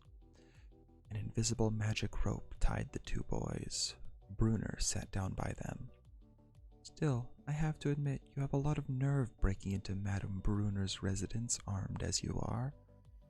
Where are we? Asked Aban. Just by looking, this doesn't seem to be Sacred Albion, said Gaddy. Longhorn Forest, just over the border of the Dragon Empire. Irene answered in a quiet voice. Huh? You've been transported halfway across the country? Exclaimed Gaddy. Hey, we'll talk when I say you can talk. That goes for you too, Firine. Firine shrank back into the corner as her mistress continued to rant and rave. So, are you telling me that you just traveled an enormous distance through a tear in the space-time continuum? And this necklace has the power to give you visions of a battle from long ago involving legendary figures and knowledge of those battles? A likely story.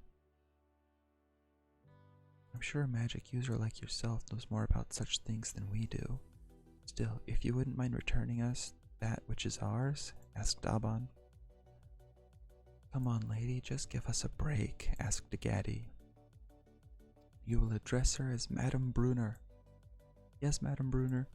The two boys were good-natured at heart, so they were able to spend the rest of the afternoon with Brunner without incurring any more of her wrath. That evening, I'm so sorry, my mistress is quick to anger and has a way with words, but she actually is a good person.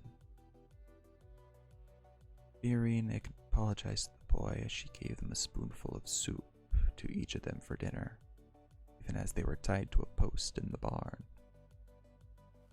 How? I was just thinking the same thing. Aban ignored his friend's jibes and continued to look straight into Firine's eyes. All we want is our necklace back. We would be very grateful if you could arrange that for us. I'm sorry, I placed it in the study. Madame Brunner wanted to study it. Aban noticed a certain discomfort between Firine and Brunner the moment they had arrived. Are you her daughter, Firine? Aban asked suddenly. No, she's my mother's elder sister, though she hates it when I call her auntie. After my parents died in the plague, she took me in and raised me.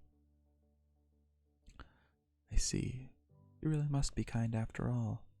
But she won't give our necklace back. Right, going back to the original discussion. Firine set the dishes down and reached for something inside her apron. I was supposed to put it in the study, but for Madame Brunner to look at later, but I became so curious I just had to bring it with me. I've always been curious. The red jeweled necklace lay on Firine's hand. Well done, Firine. Thank you. But I don't know how to untie the magical rope, so for now you just have to look at it. The two boys looked despondent. I'm sorry, I'm such a plain, skinny, useless girl. No, you're not. Yeti and Aban shouted in unison. That soup was delicious. Plus, you must be very brave to take the necklace away from your scary mistress's study. Thank you. Firine smiled, her cheeks flushed slightly. Her smile was warm enough to light up the dark barn. Oh, but none of this will matter if we get turned into dolls tomorrow. Yeti looked up at the night sky, filled with moons and planets, and sighed. I wonder, Firine, why don't you try that necklace on? Firine looked shocked at the suggestion.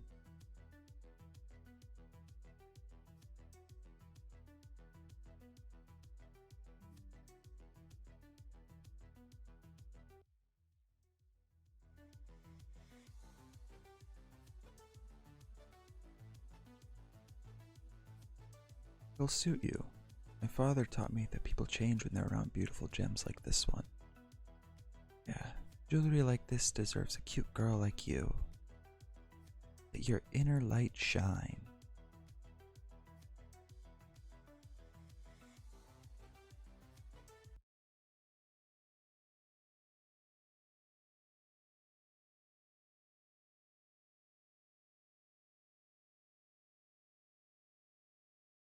I swear to fucking God. Oh, you bitch.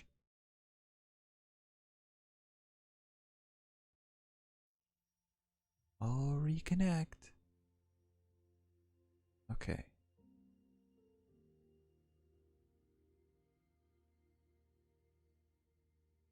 I swear to fucking God. This better be working.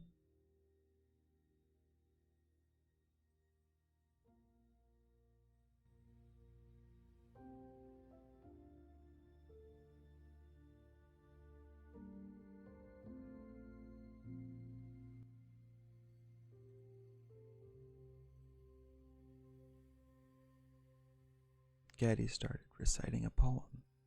Actually a line from their school's anthem, but okay.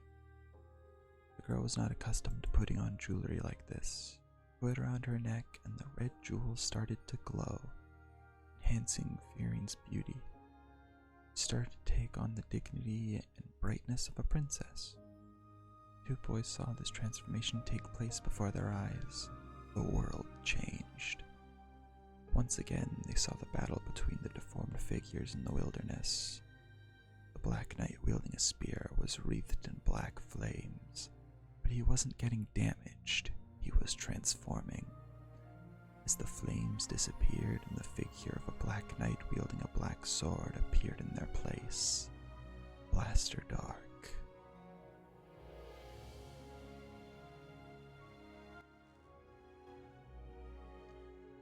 Fearing's disembodied voice rang out, reaching the disembodied spirits of Aban and Gadi. Fearing, you know what's going on too? Look, Blaster Dark and Nahalem. Dragon Knight Nahalem, who had until that point been using the combined strength of himself and his dragon to dominate the battlefield, was being slowly pushed back by Blaster Dark, eventually succumbing to his black sword. Somehow, the three observers knew that this was a battle to determine who of the Kagero and Shadow Paladins were the strongest. Information that they should have no way of knowing came pouring out of the necklace. Wait, this is... Appa noticed the terrain of the battlefield. There was a pulsating white light at the end of the snow-capped mountains, almost as if... Look! The two boys looked back down at the battlefield. Scarlet flames erupted from the ground, a great apocalyptic fire that would consume the whole planet. Organic Overlord.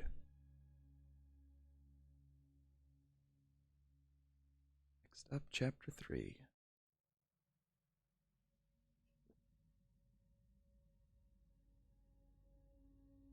Chapter 3, The Black Knight. The skies were gray. Deep in the Longhorn Mountains, on a lonely snow-covered peak, stood a young man. He was clad entirely in jet-black armor. His cloak was black, and his helmet, which left only his eyes, nose, and mouth exposed, was also black. But around his neck, his flaming red hair managed to find a way through.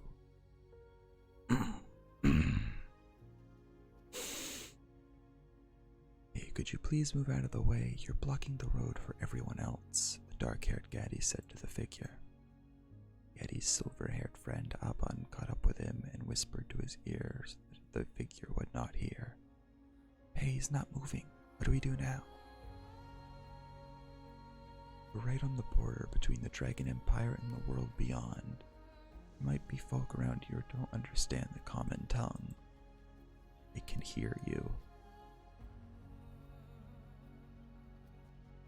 As the youth said such, he moved his cloak slightly, revealing his long sword he had attached to his waist. The young man had a air of authority. Aban moved to guard the young Fearing with one hand and reached for his short sword with his other. Oh, a highwayman, or perhaps a common bandit, remarked Gaddy. How rude to mistake a knight's blade so surely means that you must be the bandits here, spat the youth, eyes narrowed in anger. Gaddy was not about to back down. Hey, who do you think you are, just calling someone a thief like that? He retorted. This is not our first meeting, and I need to remind you that it was you who first mistook me for a bandit. Damn it, I'm not in the mood for this. Where'd you say we met before? I don't know you, but I have certainly seen his face before. The dark-haired Gaddy followed the knight's gaze to his friend Aban, one of the Shadow Paladins. The silver-haired boy relaxed a little and sheathed his blade. Behind him, the maroon-haired Firine pressed her luxurious cloak into her chest. A sturdy donkey, a tent made for one person, a mountain of clothes that would have easily filled 2 closets, a leather bag filled with money, and more food than anyone could reasonably eat in a week, and enough sundry goods to open up a store. Hey, are we gonna climb this mountain at some point, aren't we? Asked Gaddy. We are. The Longhorn Mountains are said to be the most inaccessible region of Keter Sanctuary, explained Aban.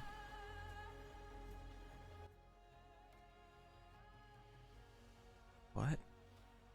They're just a few parting gifts. She may only be 10 years old, but this is her chance to make a fresh start in the new world. If you need anything, just let me know and I'll gladly oblige. Brunner glanced at the boys without a hint of venom she once held for them and spoke kindly to her former ward. Please, no more, it's already too much, said Firine, unsure of how to express her gratitude. Just writhed uncomfortably in place. The clothes she now wore were a far cry from her tatty work clothes. Her shoes and hooded cloak were made of fine material, clearly made by master craftsmen.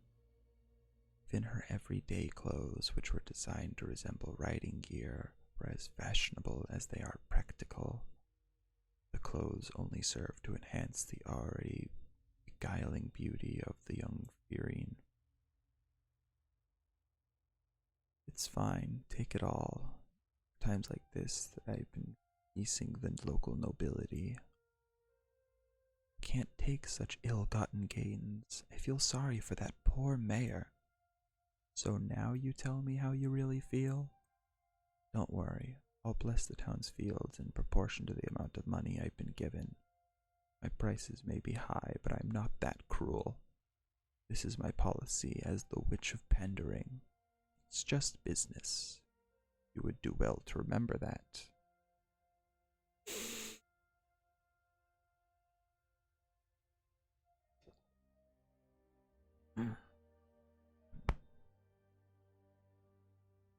And you two, I'm entrusting my dear niece to you, so you'd best keep her safe. Aban and Gaddy had been stunned at the sight of the sheer mass of gifts the witch had given them, but her threat brought them back to their senses. As soon as Brunner found out that Firine had a vision of a necklace at night, her decision had been quick. For 3 days after she found out, there was an endless stream of merchants, tailors, and craftsmen who came to the cottage to prepare for the departure of the witch's niece. Tried it out with the local kids too, just in case. You're the only people the necklace had any reaction to. Why me? Pondered Firine. Aban and Gaddy had agreed to let her keep the necklace for the time being. Even I have no idea. However, you with the white hair. Aban, Madame Brunner. I think the white ball of light that you saw is the key to everything. You, dark hair, you have a map, don't you? Yep, here it is. Oh, by the way, Miss Brunner, my name's Gaddy. Hand it over, dark hair. Let's see. The vision white hair saw sounded like the Longhorn Mountains. The witch drew a point on the map. I have to say, white hair, I'm impressed you remember so much after one glimpse. Thank you, Madame Brunner. Firine, you should go with these two there. The best magic users understand that there is meaning and coincides in their meaning in coincidences like these. There's an opportunity to learn a deeper truth, to improve their art. I wish I could tell you more, but, well, I think this is a turning point for you. Be careful. No, Auntie Brunner, you taught me a lot, looked after me all this time. Irene took the witch's hand and wrung it tightly. There were no more words. Alright, I'm no good with all this soppy stuff. You there, find nothing. If you go there and find nothing, I'm gonna make sure you're busier than ever. Prepare yourself. It was clear that Abban and Gadi were those who... It was clear to Abban and Gadi that those were merely words. You could tell from the way the witch had kept looking away to hide her emotions, and the fact that her strict rules on what to call her had clearly broken down. And Abban, Gadi, you let anyone hurt even a single hair on my dear niece's head, well, you know what'll happen. Yes, Madame Brunner? Irene wiped away the tears as she chuckled at the boy's cheerful response. Near the border between Keter Sanctuary and the Dragon Empire, the standoff between the young man in the black and the two boys, Abban and Gadi, continued. Under that overcast sky on a ridge deep in the mountains, Abban challenged the youth to head-to-head argument. The story of how you got here and who we are is true. I would now like to know a little more about who you are. My name is Dolph. I stand before you in the name of the Shadow Paladins. You're the one who chased us in the underground ruins. Yes, now return the treasure of light. It does not belong to you. I admit, that's true. I apologize for calling you a thief earlier. I'll give it back. Now. However, you must prove to us that you are the legitimate owner. Gadi and Fiorine gasped at this. It was clear that Abban's words had affected Dolph greatly. Proof? You want proof? What do you know? The more his opponent got flustered, the more Abban stayed calm. It was to be believed Dolph was a real knight. However, Abban refused to back down from his physically superior opponent who had proven himself on the field countless times. Gadi once again impressed by his childhood friend. Explain yourself. Why only show us the vision through the necklace? What was that ancient battle? And what is the treasure of light anyway? Why is it hidden in that place? I cannot tell you. Is there nothing you can tell us? We Shadow Paladins have been protecting the treasure of light for generations. You do not need to know anything more than that. And I cannot give it to you. A stalemate. This is bad for both of us, and we have another problem. I hate to admit it, but there's something that even I couldn't have predicted. The three travelers looked at each other. The young knight, Dolph, who had until now been acting in a dignified way, was losing his cool. It'd be better if I showed you. It's right here. Come with me. Before they could see what he was about to show them, the three travelers were hit with something else. A strong smell filled the air. A breathing echoed around them. As soon as they crested the ridge, they saw it.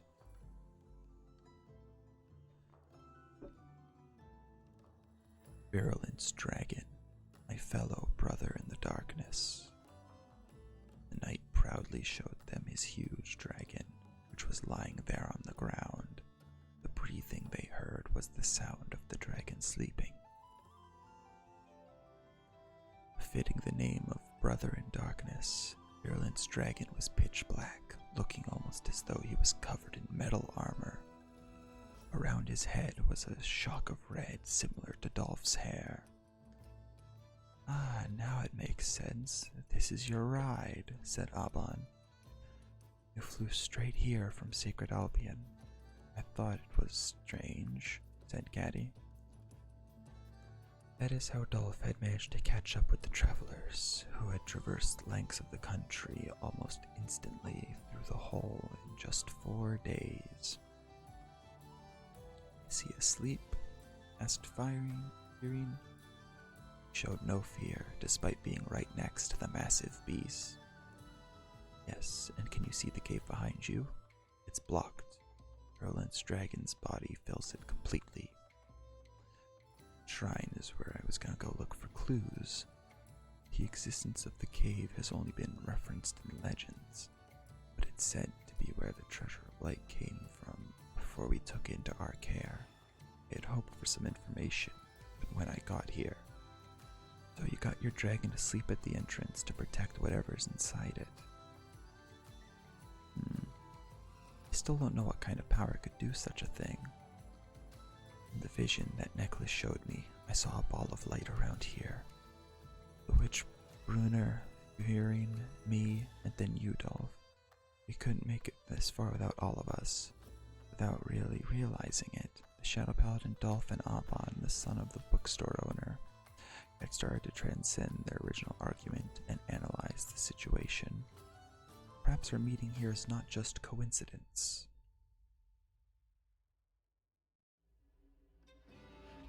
Now, I must rouse my friend Virulence Dragon, though I admit the secrets of how to do so have not been passed on to me. Huh? But then what should we do? Are we safe? I don't know. Wait, please. Viren cut the conversation between the men with a loud shout. What's up, Viren? Asked Gaddy. I think I know how to wake a sleeping dragon. Viren held out the necklace, and Aban, Gaddy, and Dolph laid their hands on it. They were immediately sent back to the vision from the ancient battle. This is the fire that will engulf the world. Dragonic Overlord. A crimson dragon warrior descended with a cry that shook the very ground. The army of shadow paladins were swept away. The battle for supremacy continued, with each side committing even more forces. Look, it's the legendary Blaster Dark. The now disembodied Dolph was overcome with emotion. Blaster Dark started to writhe in agony and transformed in a tornado of flame. It was not because he had suffered damage. It was a precursor to yet another being entering the fray. A humanoid dragon appeared and cut through the flames, wielding a massive double-edged spear. Phantom Blaster Dragon. Now, Dolph, the consciousness. Within the vision, concepts like consciousness, thoughts, and words meant nothing. Viren signaled the others that Dolph's attention switched to Phantom Blaster Dragon. Now in the heat of battle, the three travelers could feel energy coming out of the Shadow Paladin Dolph, as if he were becoming a dragon himself. And the vision stopped there.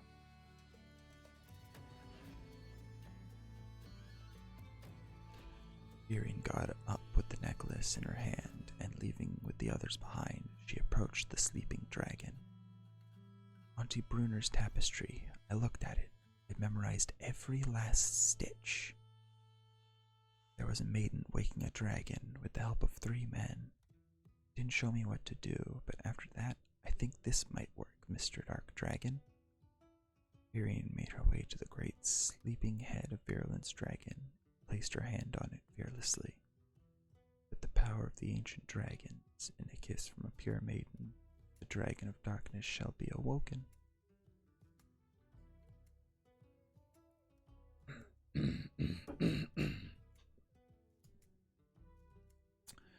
Viren kissed Virulence Dragon on the head. The body then became wreathed in pale flames. The flames were the dragon's life force, a sign it was coming back to life. At long last, the dragon opened its great red eyes and stared at the maiden before it.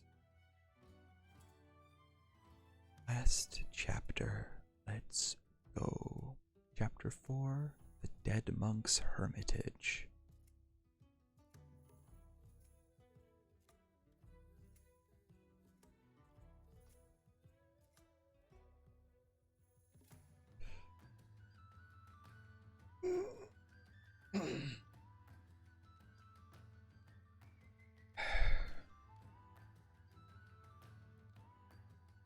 over here.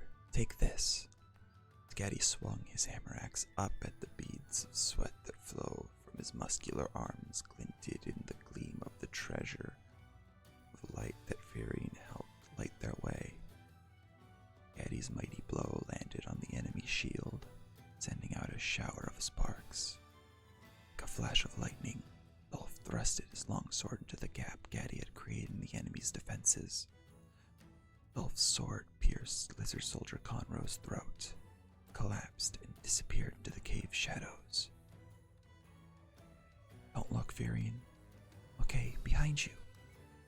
Aban reacted immediately to Firion's warning and instinctively ducked down.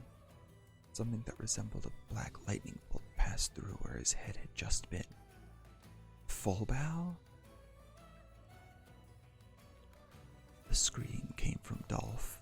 Though countless generations had passed, there was no mistaking the great black dog of the Shadow Paladins. After all, it was Dolph, sick the dogs on Aban and Gaddy. The fierce howls echoed through the darkness. The dog held back, waiting to attack. It was a cunning foe. Aban, protect Firion. You don't need to tell me twice. Almost as if Gaddy's shout was a signal, the dog howled and struck out viciously at Aban and Firion. You motherfucker. Why must it do that? Why? It just blinks.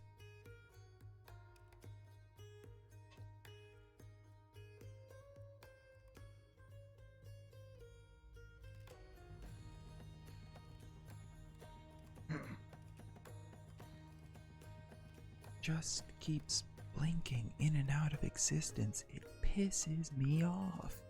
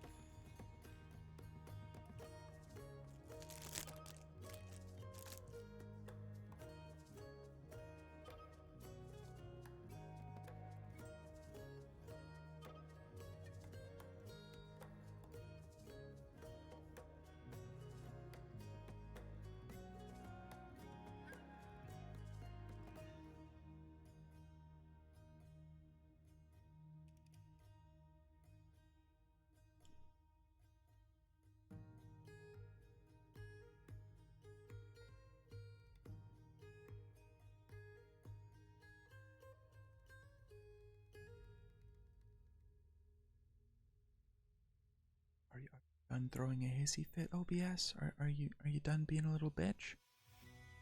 Can I finish this chapter?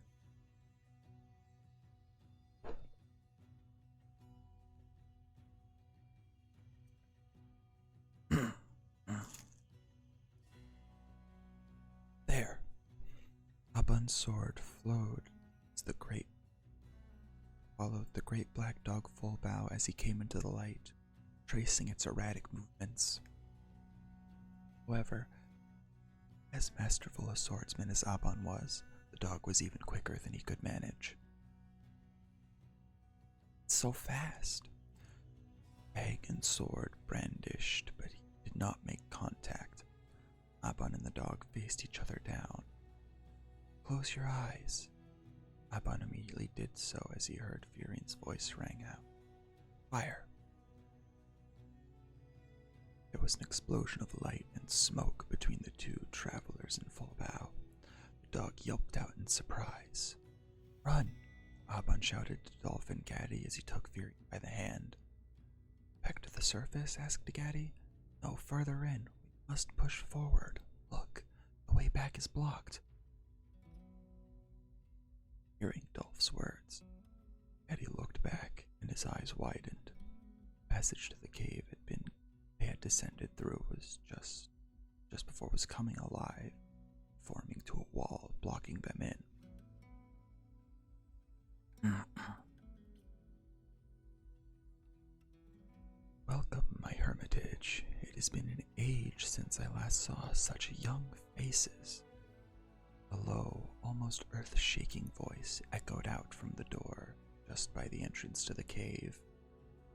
It was obvious to all of them the translucent monk floating in the air just before them was not a living being, but Gaddy started to panic from its sudden appearance. It was amusing to see the well-built 13-year-old cling to Abba in fearing, even the stranger Dolph in fright. In contrast, the other three travelers didn't seem fazed by the ghost in the darkness. A knight who protected buried treasure in an underground ruin, a witch's assistant, and the son of a bookstore owner who grew up reading about myths and legends were all naturally well versed in all things supernatural. So it was expected that Gaddy was the only one who reacted so badly.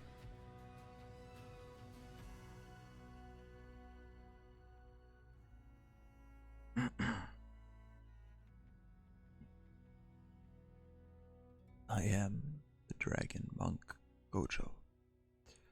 Brother Gojo, but you're a Gilman. But it has been more than a millennia since the new era, exclaimed Dolph. It seemed he was still in shock after seeing the vision of Blaster Dark earlier. Indeed, Gojo. And this is my domain, the dead monk's hermitage. You understand now, Shadow Paladin?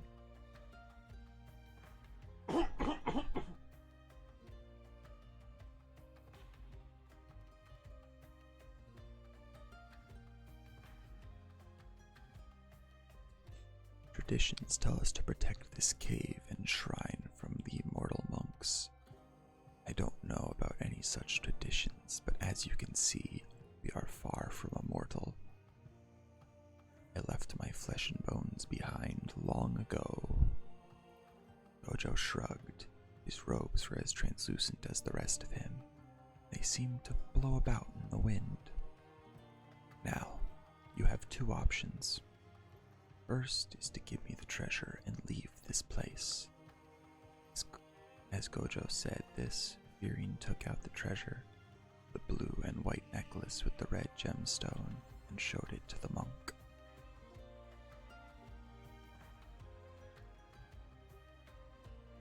Don't worry, this is the last chapter of OverDress lore. I literally just need to finish this.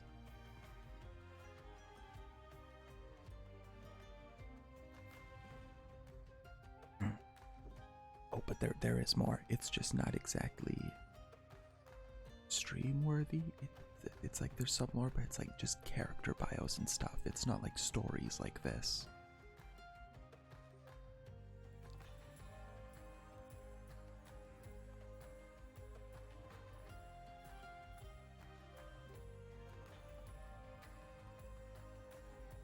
You motherfucker, Streamlabs, stop fucking up, I swear! World Legacy lore. Honestly, yeah, like, OverDress is like the Vanguard equivalent of World Legacy lore, whereas like the original series would be like dual terminal lore.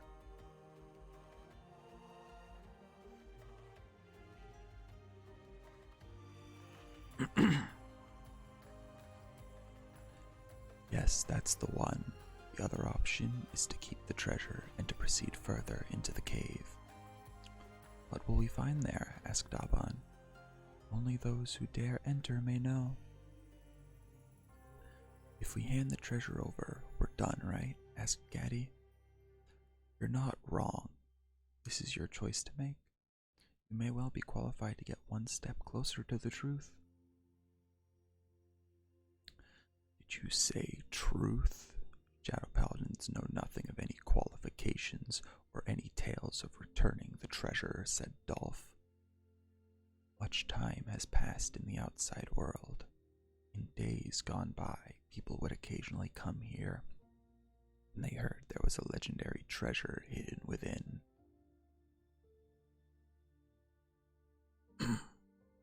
My aunt is a witch. She was researching this treasure of light. It only reacted when we touched it. I wonder why we could see the vision and others could not, pondered Fiorine. It is answers you seek, then you must open a new door. This is the terrible privilege of youth. Those were Gojo's parting words as he turned away and disappeared. The door can only be opened once. Choose carefully. Oh fuck, I swear to God, the fuck!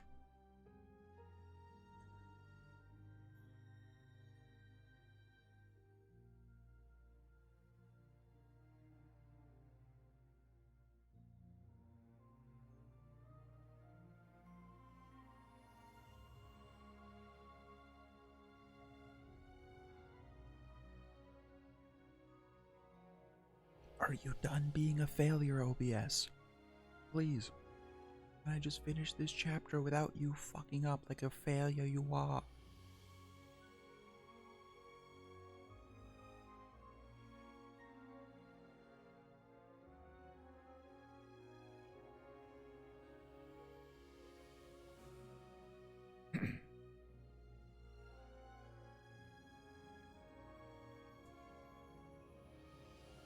What did he mean by the doors only being able to be opened once?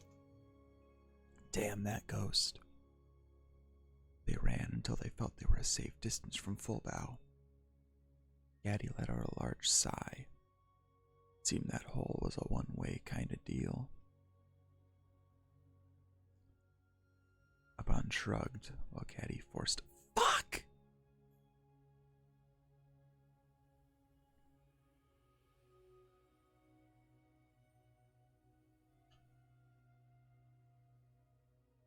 I'm getting fucking pissed. Aban shrugged while Gaddy forced out a laugh. Their journey started when two boys fell into that one-way hole in Sacred Albion. It certainly seems like the cave itself isn't a threat, but the way it blocked the exit. Who could have built such a place? Wondered Dolph. It was obvious that humor was not going to work with the Black Knight. That monk Gojo said we were qualified. That lizard soldier, the black dog, did the cave summon them because we're here? Irene muttered to herself as she touched the dry wall of the cave. He was talking about lizard soldier Conroe and Full Bow. Oh shit, story. The group had a long discussion, eventually reaching the unanimous decision to head further into the cave. As soon as they decided such, the lizard soldier, Black Dog, appeared, as though it came straight from the walls. Right, Fiorine, was that magic earlier? It was one of my aunt's specialties. It glows intensely when struck. Also releases a fragrant smoke. Fiorine pointed to the bag on her waist. It's not magic per se, more like a chemical reaction that even I can control. It's a formulation of metal powder. It seemed to work well on that dog. I hope he didn't get trapped by that wall. That would be terrible. Stop it. We don't have time to care about things like that. What's important is that you saved us, Aban reassured Fiorine. There's a connection between the qualifications that we possess and the enemy that came to attack us, Fiorine suggested. Then what connects the visions we have been seeing with the necklace? Aban nodded as Dolph posed the question. He wondered that as well.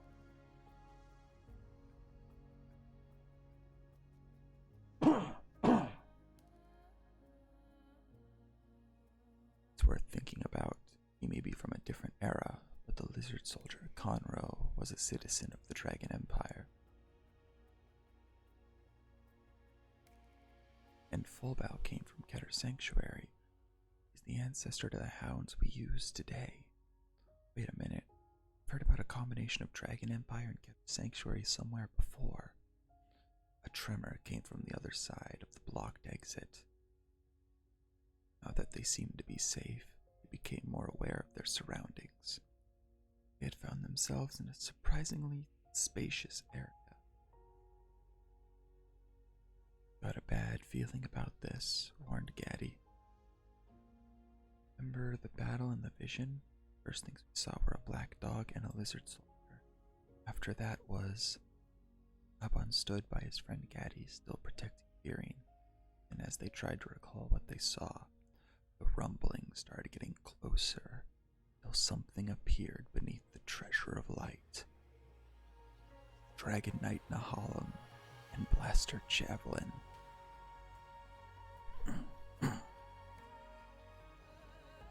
Dragon Knight and Black Lancer were spurred on by Fearing and Dolph's cries and attacked the group.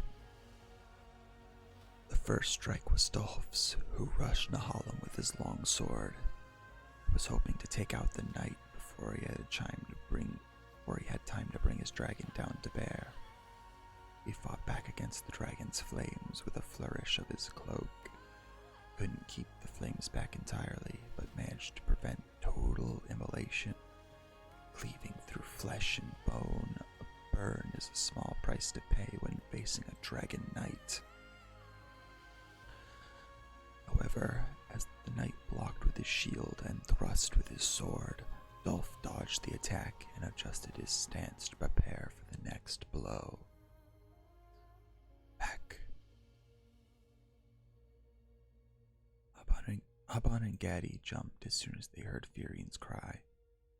Blaster Javelin's spear swept their feet, creating a wind almost as strong as a whirlwind.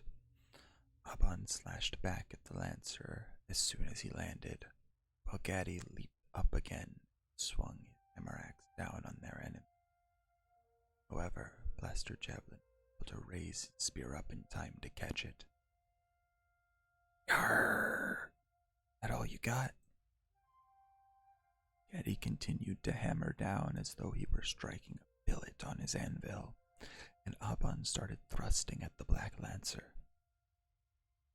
The combined attacks started to overwhelm Blaster Javelin.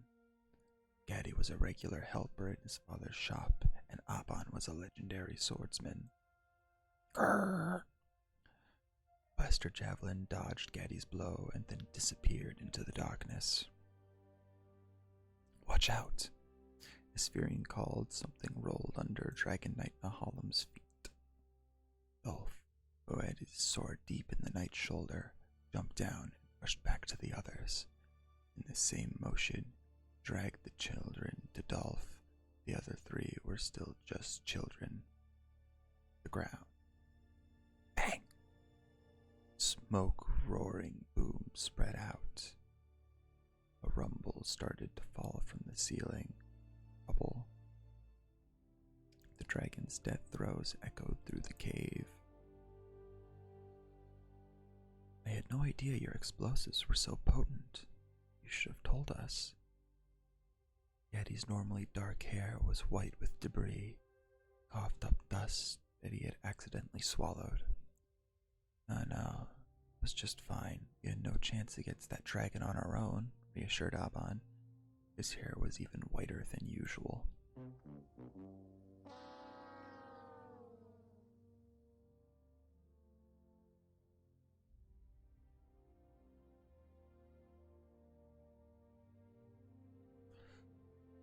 This is the worst thing that could have happened to us in the underground. A cave-in. We're all very lucky to still be alive, added Dolph. His usually all-black armor was now dusty gray. After putting Fearing back down, he started to brush off the debris. Having been protected by Dolph, Fearing had barely any dust on her. I'm sorry. Oh, it's as Aban said, we owe you our lives. Still, I have met a Blaster Knight in battle. Dolph stood up, looking ahead into the darkness, his voice filled with emotion. As the dust cleared, he could make out a passage to a more open area, much as the continuation of the cave. You can see a door. Huh? Gabby couldn't help but say after seeing for himself. The place is huge. Wait, we shouldn't just rush there. The area was large enough. It could have been a meeting hall. At the other end of the hall was a huge gate, kind that you might find at the entrance to a castle. Only those who dare enter may know. Aban recalled Gojo's words. Wonder what's on the other side of that door. All this cave is protected by a ghost and a dragon. Must be something good down there. Gaddy licked his lips. You seem calm, Aban remarked. We can't dither here forever. What should we do? Aban and Viren quickly walked into the hall. So you're one of those, fearless when facing down the unknown.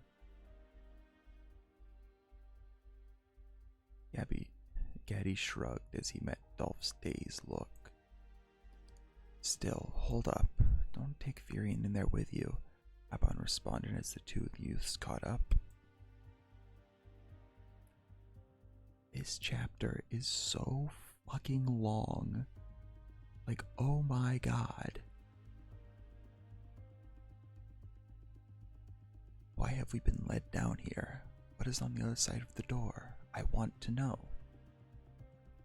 What's all this about qualifications?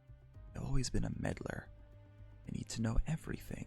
If Viren tried to smile, but they knew exactly what she had left unsaid. You understand, do you not? What came next in the vision, continued Dolph. One or both of them may appear. Gaddy shuddered. He was scared to even say their names. Surely there must be something we can do, Aban lamented. Even if only one appears, they were both dragons of legendary strength. Nothing we can do. They had no weaknesses, admitted Dolph. As he said this, he took off his cloak and wrapped it up. He said there was nothing they could do, but he was preparing for a fight. It was a night to the very end. Just as they reached the center of the chamber, it appeared. Something writhing appearing in the darkness above them. Viren. As Viren responded, Gaddy put out a hand to keep her safe. Your explosives, we need everything you got. I want to fight as well. No, we can't be slowed down. Sorry, I didn't mean that. Viren, we need to be able to focus on the fight ahead. Place all your explosives, then head to the door and see what's behind it. Dolph nodded from behind Aban. Viren looked up at the ceiling where something was appearing, glanced over at her three companions, and handed them the bag from her waist. Run! Viren ran, spurred on by the shout that came from behind her. The witch Brang's appearance, the new adventurer, a friend who was cherished by her traveling companions. Darkness above them swirled violently and then violently coalesced. It was an enormous humanoid figure with shiny, glossy skin that almost looked like armor. It had hard wings, a long, supple tail, and was holding a double-bladed spear. But beyond all of that was the sheer feeling of confidence and strength that emanated from the figure. Clad as it was in a shining black light, it was proof of why this dragon had become the stuff of a legend.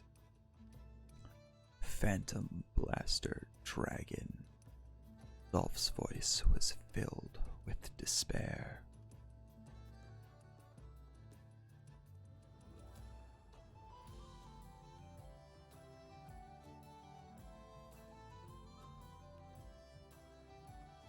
Even after all these eons, during which time the lore had been warped and twisted, the evil and accursed Phantom Blaster Dragon was spoken of in hushed tones. Dolph only heard the name as a child when the Shadow Paladins wanted to scare their children. Bang! flash and a bang exploded up into the dark. The explosives that Gaddy had thrown exploded around the dragon. Good outcome, not bad. Dolph couldn't help but admit his adoration. Only one way to handle an opponent who massively outclasses you in strength is to abandon any element of surprise and just hit them with everything you got. There's always a chance you might just break through. Did it work? Look. The air cleared above them, and the unharmed dragon dove down. Aban, Gaddy, and Dolph fled in different directions, but before they could gather their bearings, the great dragon's wings threw out a gust of wind and pushed them all to the ground. The dragon roared. Irian made it to the great doorway. The light emanating from the treasure had become so bright that it lit up the whole chamber. She heard the explosion come from behind. Irian felt the shockwave crash over her, but she was able to stay upright. She placed her hand on the door. She pushed. Nothing happened. She tried pulling at the edge of the wooden doors. Still nothing. She formed a fist and knocked on the door, though she didn't think it would do anything. Irian refused to give up. She kept on trying until her ears worked their way out from under her chestnut hair. Open up! At least tell us why we're here. She started to cry. She hated being so weak, so useless.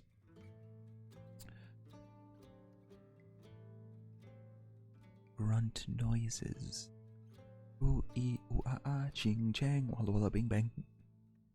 She heard the sound of wind from behind and the cries from her friends. The next words that came out of Irian's mouth surprised even her.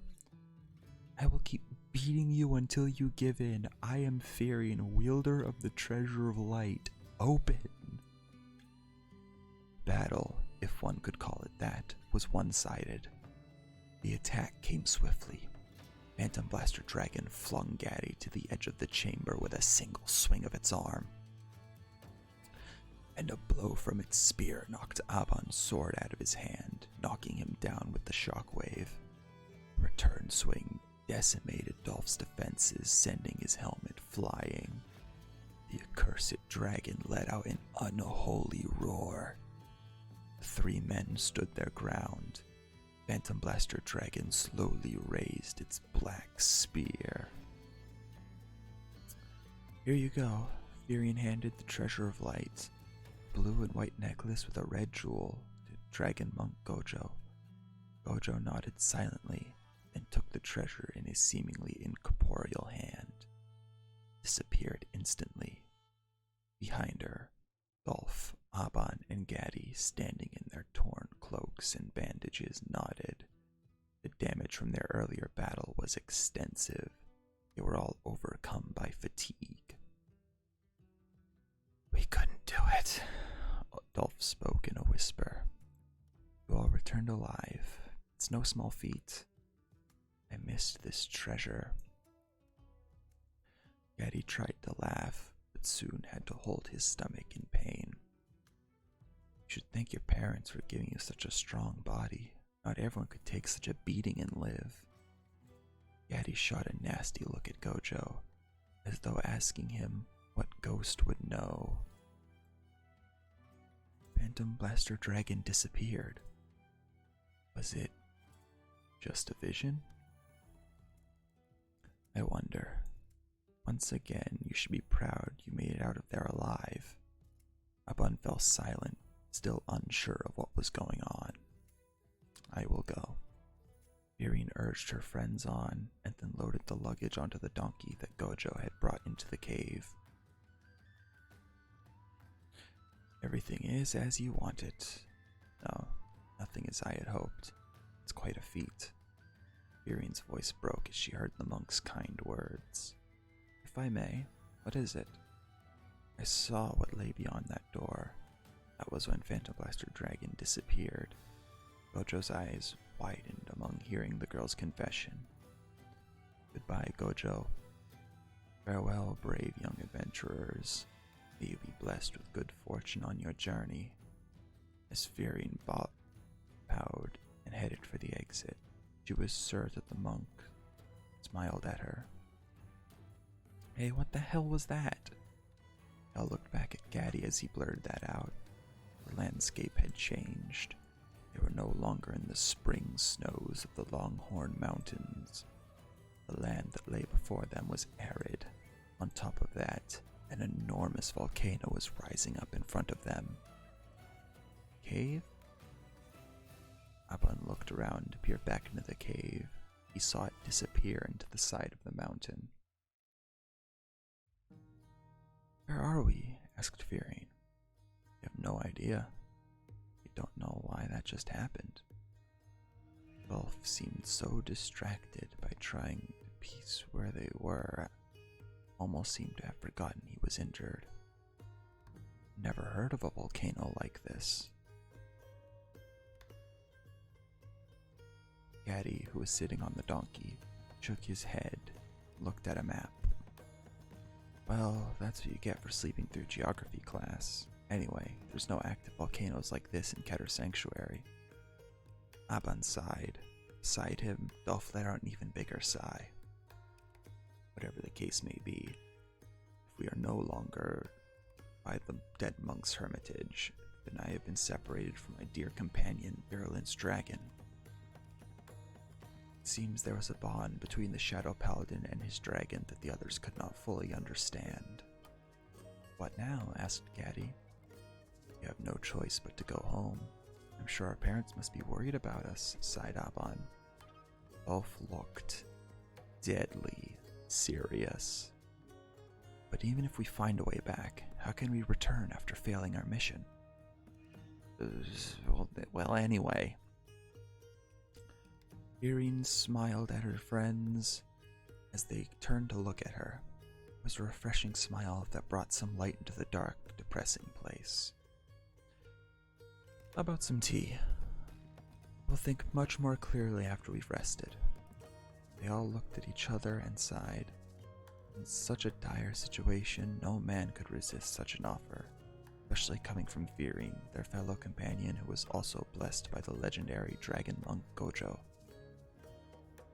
They may have heard it then, the sound of the blessing horn echoing out from Dragonia Mountains.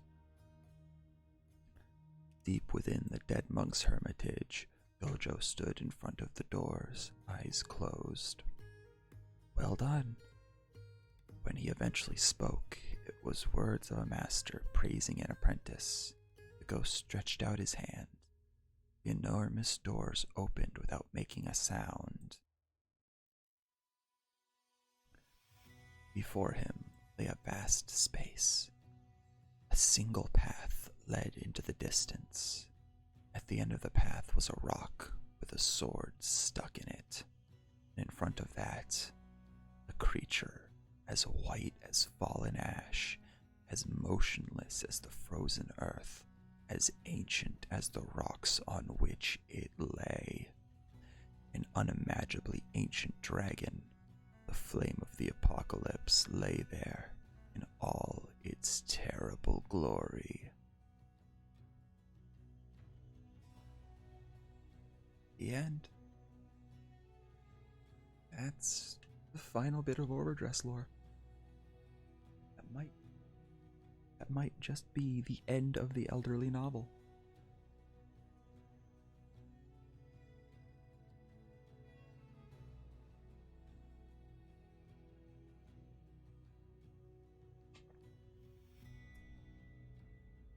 Well, alright, I need a water break, and when I come back, I'll switch to Zero.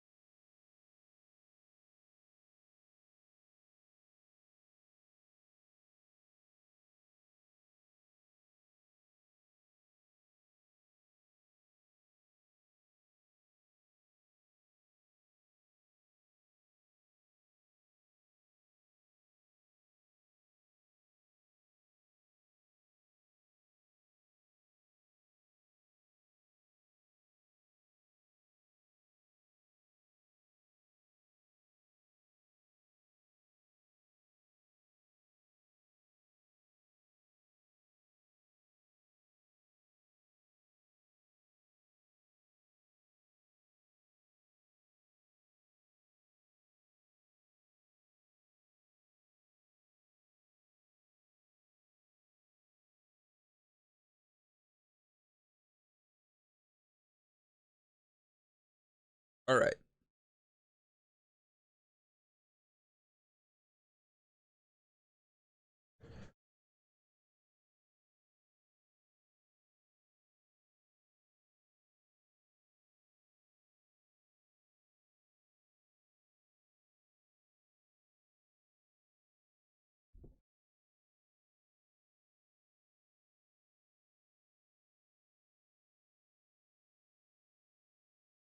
More light.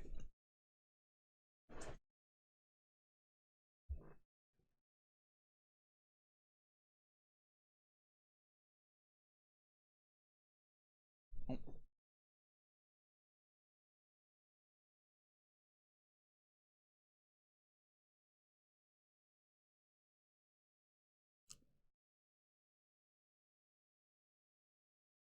Oh, you bitch!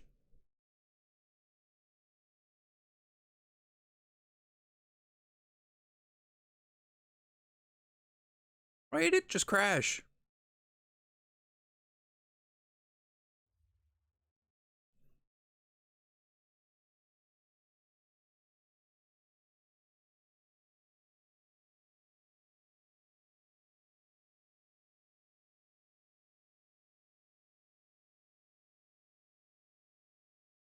All right, I gotta re-enable volume here.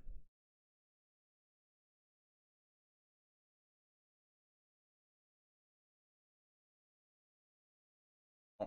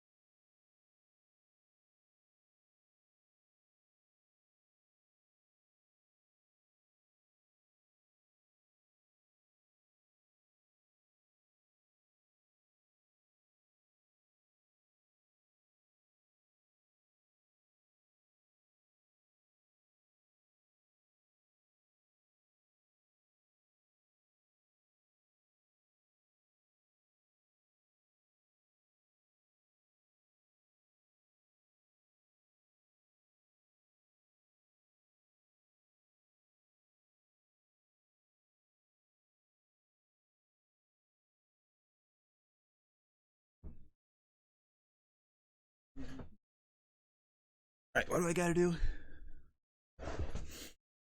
Win and rank fight. Oh, easy peasy.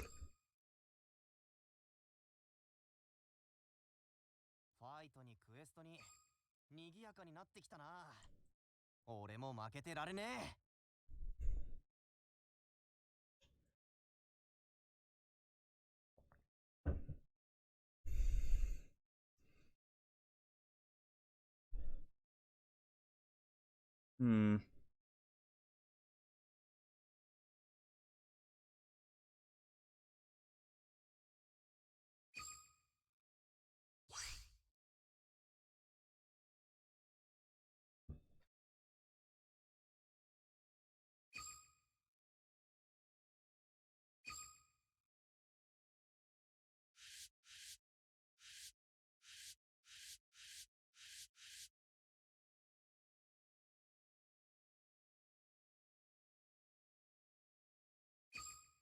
Hmm.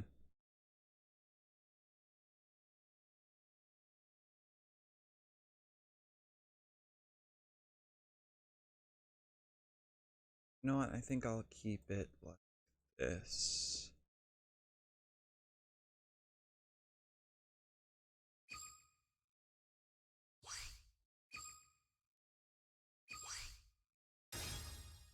All right, let's go for a win.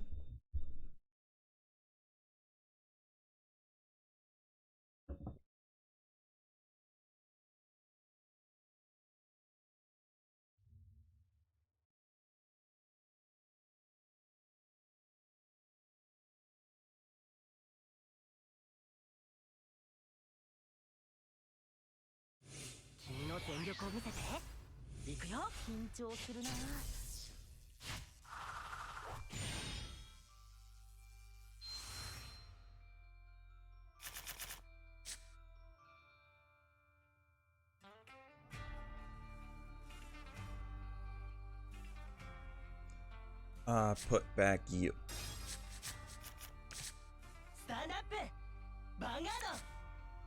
Yes!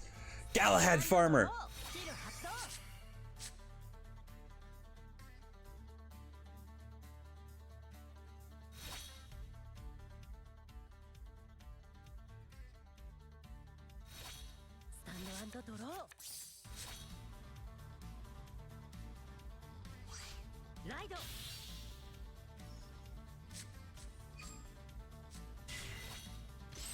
Right, now we just do the thing where we just turn the board sideways like 6 times.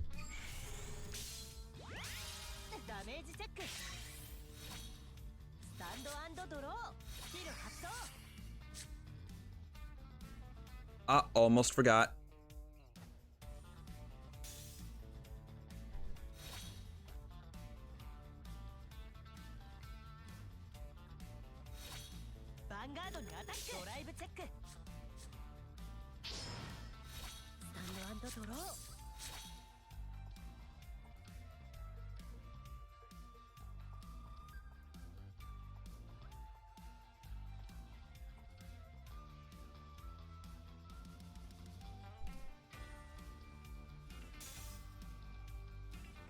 Okay, alright, Blast Blade Seeker. Blast Blade Seeker, and boop.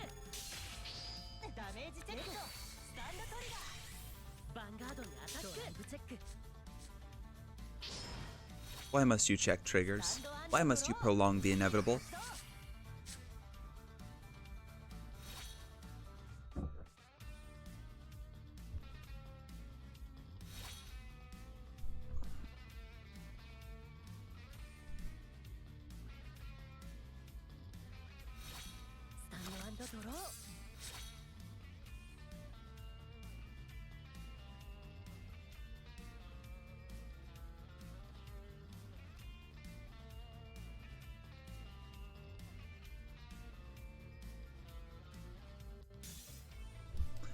Yeah, right.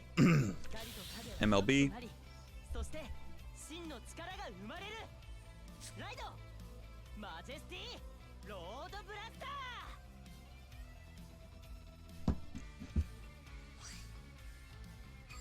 I mean, bucket. Yeah, let's try.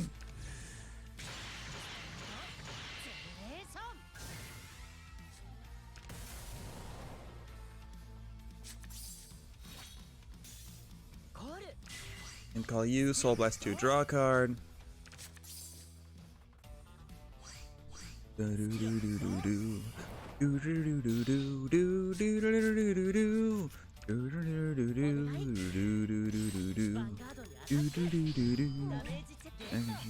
Okay.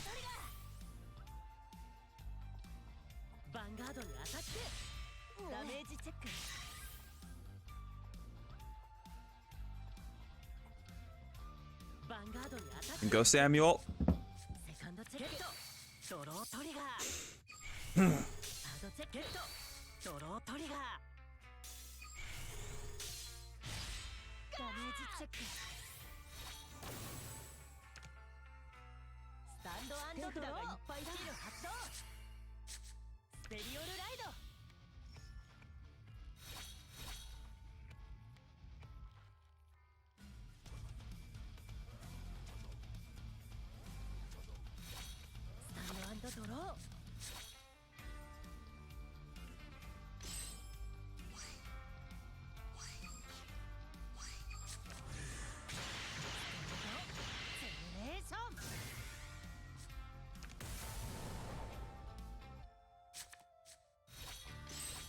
Okay, now please perish. Please die.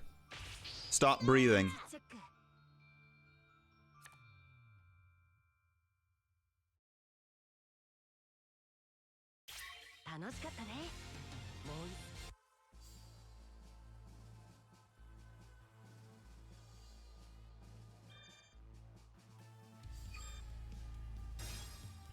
Alright, time to refresh dailies.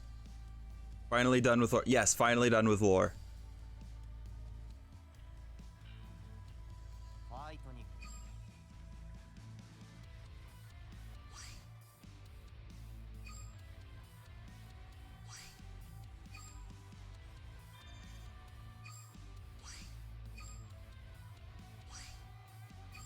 Okay, emblem, read a story. I can use one of my chainsaws on you. First one piece of furniture. Then beat Chrono 5 times. I can do that right now. And you need to take a shower. Alright, yeah, go take a shower. I don't know, assuming your shower doesn't take an hour, I'll still be here when you get back. Or when you're done.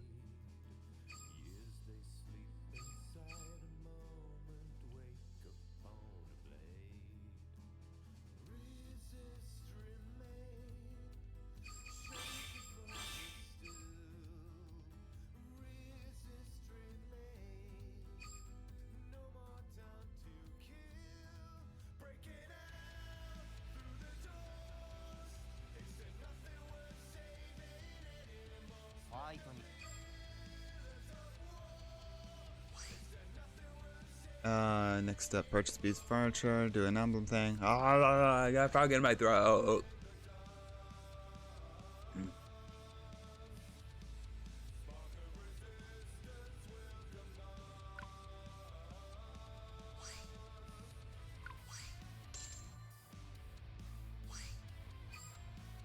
And last one's like, give a like on the discussion board, right?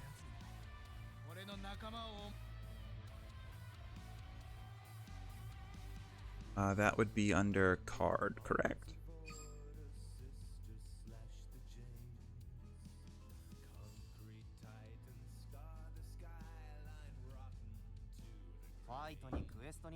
Yeah, there it is form. Let me just double check, make sure this is actually what I have to do. Oh no, it's changed my profile emblem.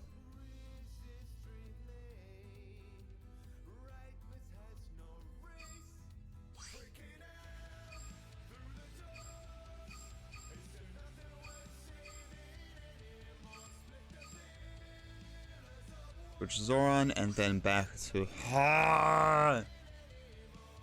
Why? Like shadows, back reaching form.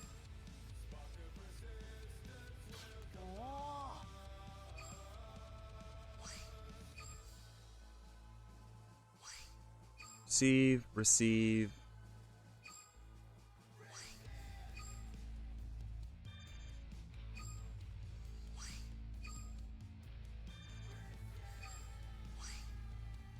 Yes. Not enough oh, well, don't worry. Let me just claim my stamina dailies.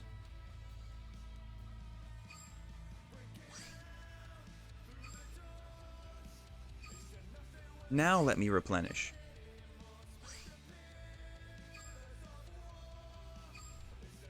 Win 2 times in friend fight. No.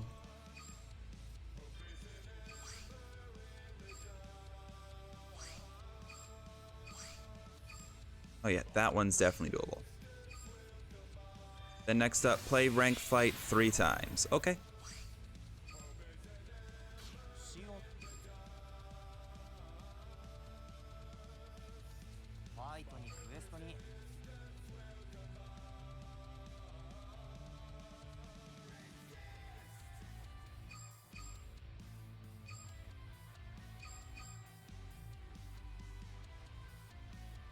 Ishi.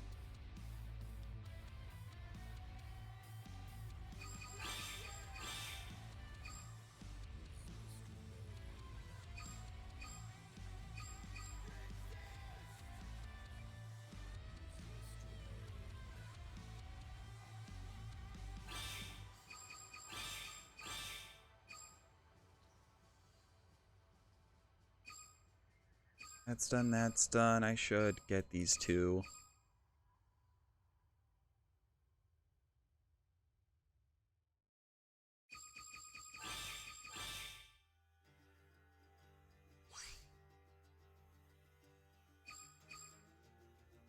And we don't have like the key shop yet.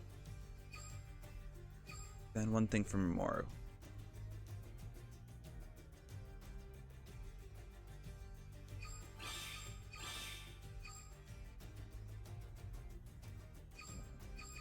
I believe so, right? Yeah, 74, so I need 15 more from you. I finished your storyline.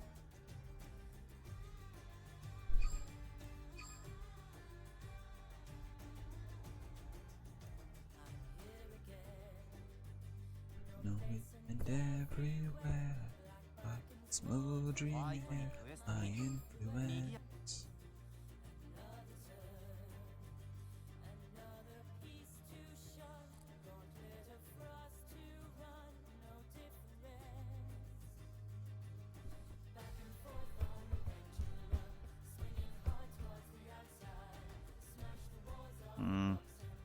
What was I doing again? Right, right.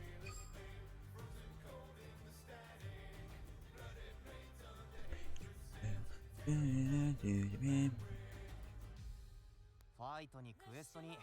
was checking see if we have the stupid key exchange yet, or do I have to wait for like the second half of the month, maybe next month?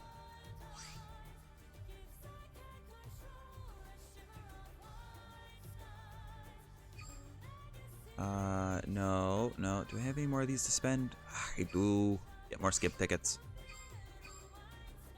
Because sleeves don't do nothing for me. Dude, skins. Is Sarah in here? I don't believe he is.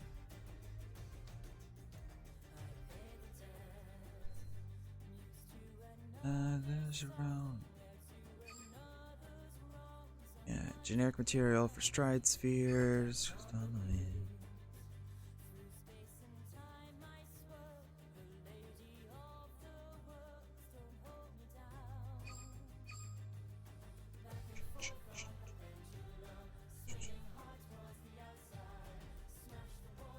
Yeah, I'm saving up my materials for packs of other sets. Super decks. Nice crystal exchange, but no. And I want to wait for more skins before I use my metal.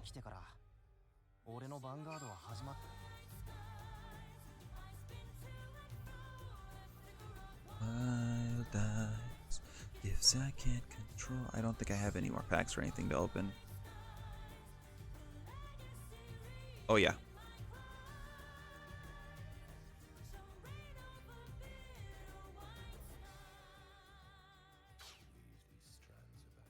Okay, was it play or win? Oh, it doesn't matter. I'll get the 3 things in while I try to rank up.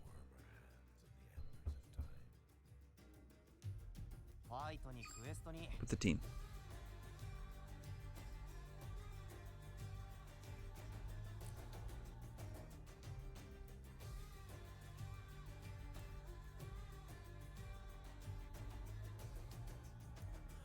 Oh, neat. Figure of wild eyes, she's losing control. Wild skies, night by her cry.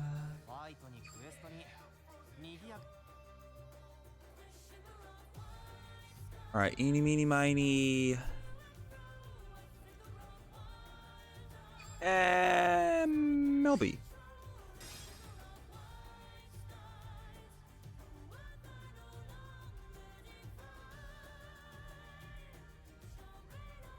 Bitter white skies.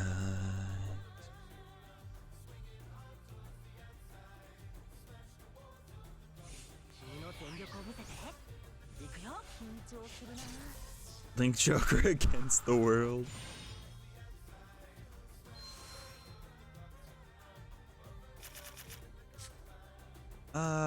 This is fine.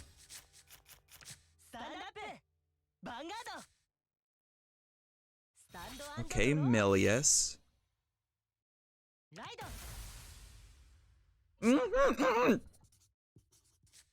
Is this actually alt mile?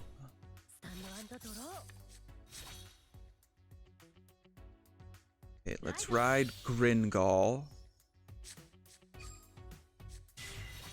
Move back and start filtering cards in hand. Pitch a Seeker. Draw.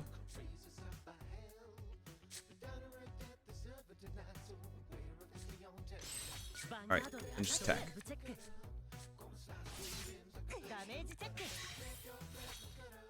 You know what? We're making Necromorph soup. Necromorph soup. Put us on the menu. Generation Break 1, so it does not have its ability yet. Nice heal, man.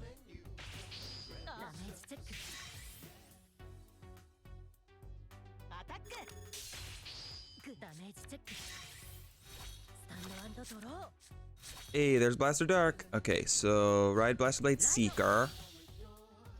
Seeker! No skill because I'm not allowed to.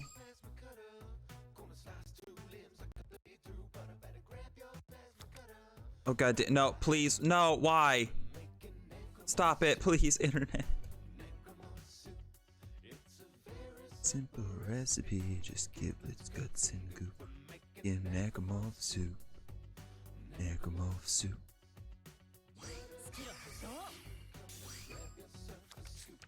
Oh man.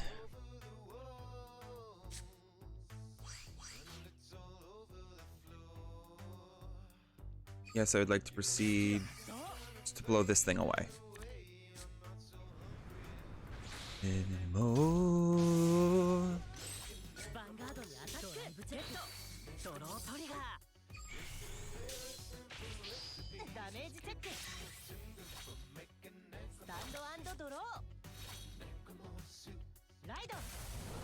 Okay, so this is just straight up alt mile. Cool. Oh, that's a really nice Alfred. Necromorph soup.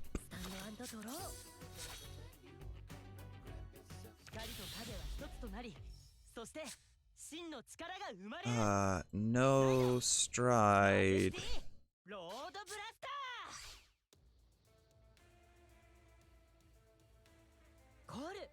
Call and battle and go. Neat draw trigger.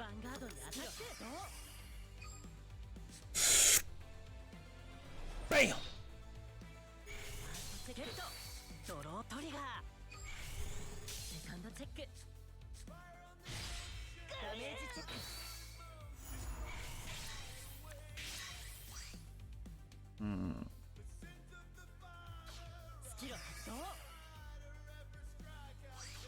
And I will take Exculpate.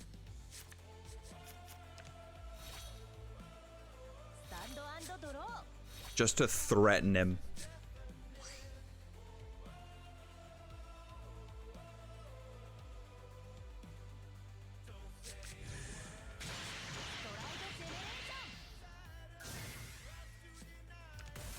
Okay, Gobblade. I haven't even been able to pull Gobblade.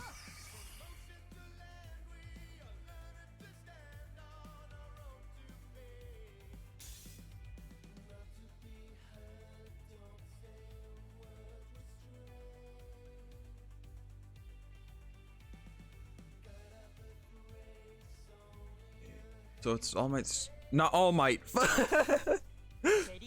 Alt Mile Stride skill. Call 1, 2, Star Song, call another. Tech Call gains boost. Returns a grade 2 back to the deck.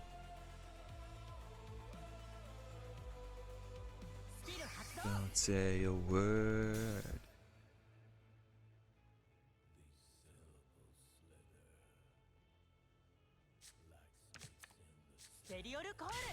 Yeah, okay, and then this thing does Axel boosted counterblast 1. Okay, so that'll attack, attack, skill, overcall. Attack, potentially attack more overcalls, maybe? Who's I'm about to find out?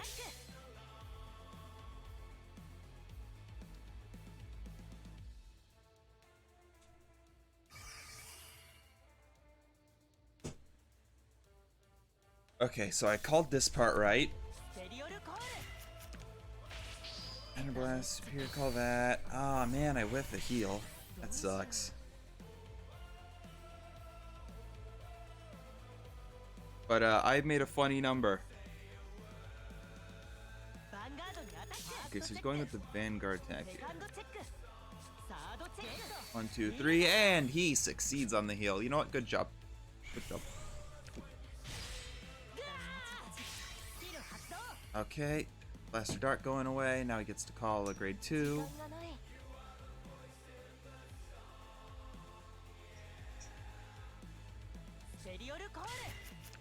Okay, Pulse Tech Gall. 30. I block that. Max Efficient Counter Blast. You know what? Ride, skip. Put Stride into Samuel and push him 5.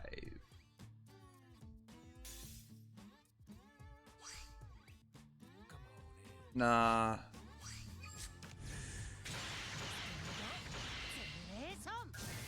I'm just gonna Stride like normal for the draw.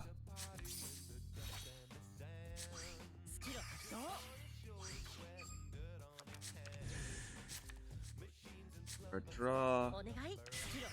All Blaster Blade, no skill. All Blaster Blade, no I could blow away the Tech Gall, but no, I want the 3 Counter Blasts. So Blaster Blade. Fire. 1, 2, 3. There's the heal.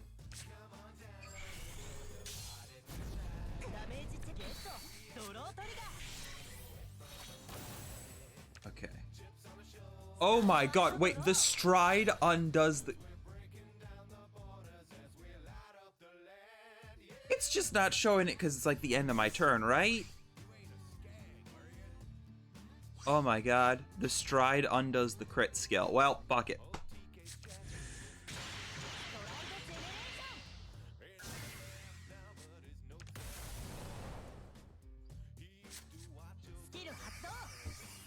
Oh, he's going to kill me.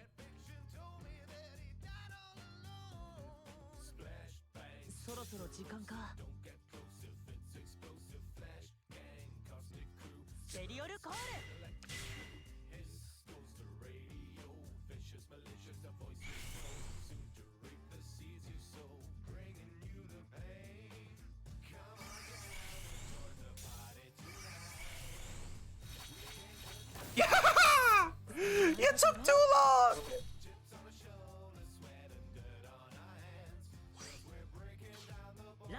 You know what, fuck it, let's just ride Exculpate. What's up, Zone? How you doing? And I think that's a rank up. Thank you for blessing us with the opponent timing out Zone. I very much appreciate it.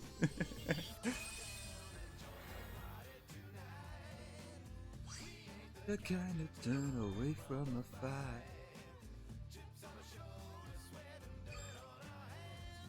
Alright, and that is another Chrono Jet for my collection.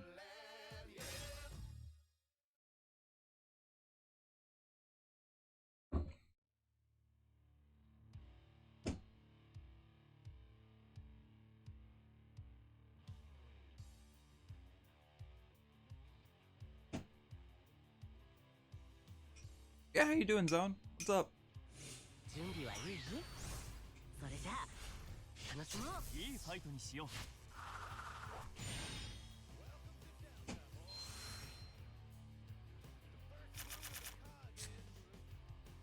Okay, eeny, meeny, miny. I want to put 2 back, but I don't actually Stride that much. Fuck it.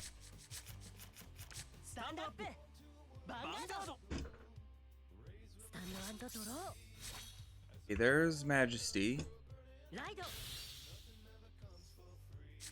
But so I haven't seen the episode, but I have seen the form. And fuck! Please stop doing this stream. Please stop it. Give it a moment to reconnect.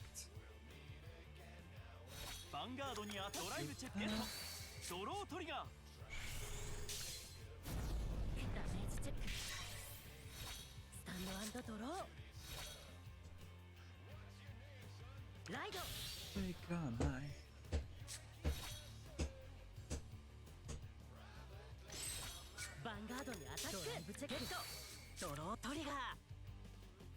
Please finish reconnecting stream so I can finish talking. I am well aware of this. Put a blaster in my hand. I do in fact need a blaster blade.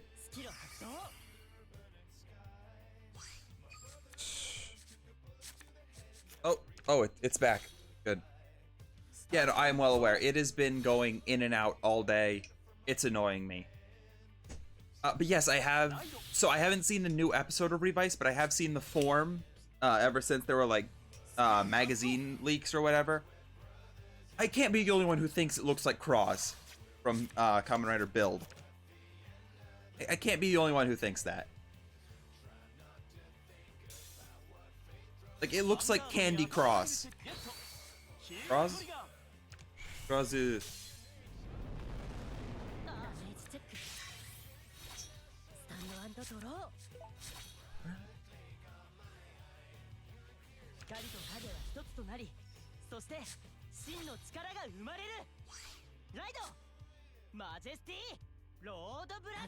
Blast Blade, Blaster Dark, and Ringall. Let's go Blaster Dark. Blaster Blade.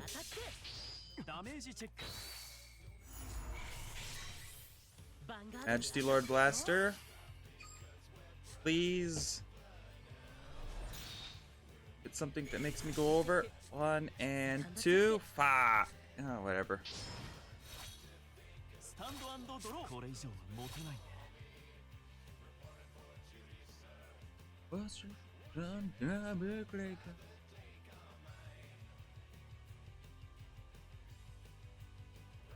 Is everything functioning now? Are there no more further issues for the time being? Yo, is this guy actually playing Blade Master?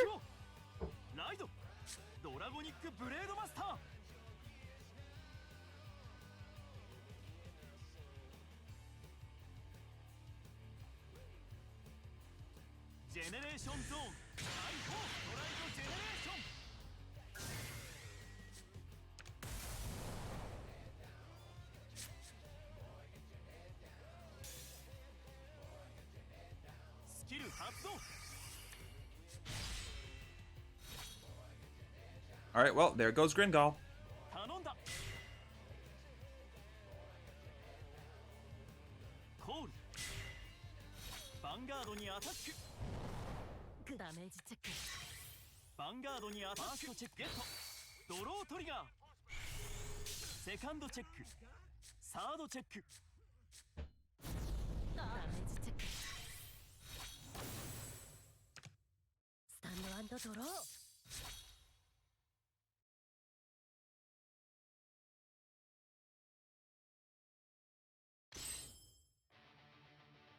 Don't want to stride.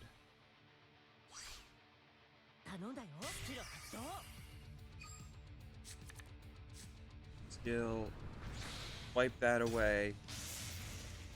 And then battle phase, just attack with MLB. 1, 2. Nice heal.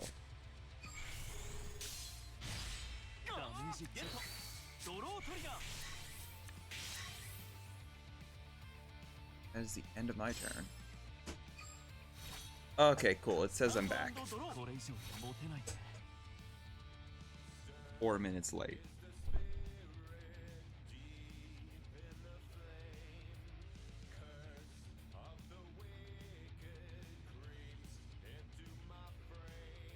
Is a drum time for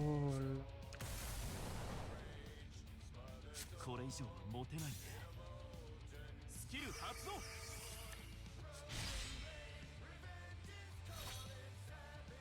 コール。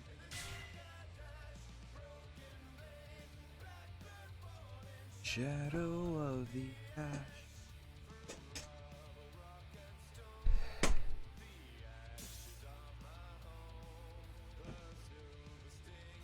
ヴァンガードにアタック。ダメージツレッド。ドロートリガー。 Nice, a draw. ガードにアタック。ファーストチェック。セカンドチェック。サードチェック。ヒールトリガー。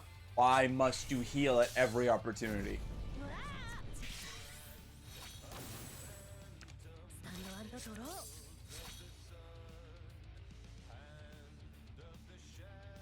Who's gift one?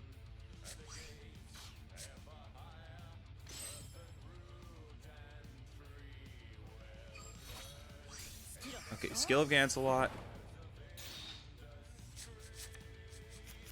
Yep.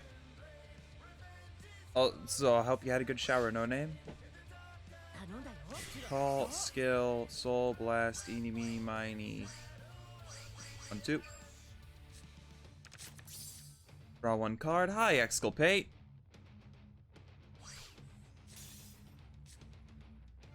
Call, skill. Man, these numbers are so garbage. This is a losing fight, man. Cause like I'm gonna attack here. That'll hit, but then or for the other one to hit, it'll have to be trigger to hit. But if you do that, there's 2 triggers to hit. Well, this can only do 1 fight. Okay, yeah, sure. You fight as soon as I'm done this one. And that draw trigger just. Well. No, okay. Draw trigger stops me from being able to even proc something in his hand. Revenge is calling. Sad. Dark. Black.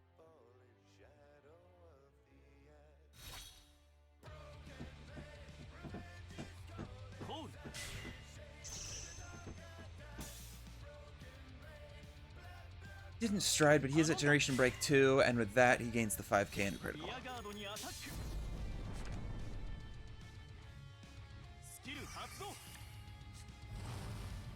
There goes that guy.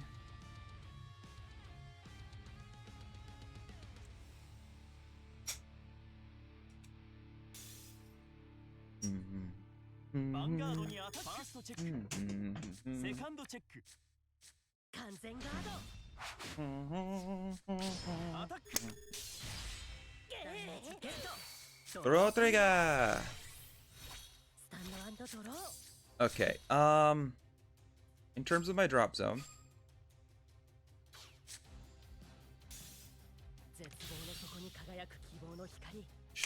stride Alfred, no stride, Legion. So I can put you, and you back. And then Legion with Blaster Blade.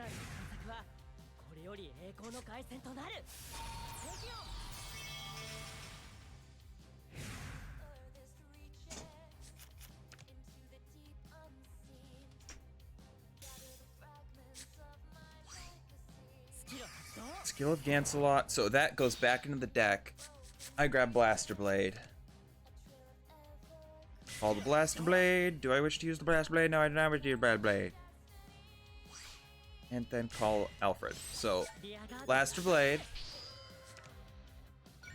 Alfredo. And proc a Heal Guardian. Oh, no, yeah, his hand is like built at this point.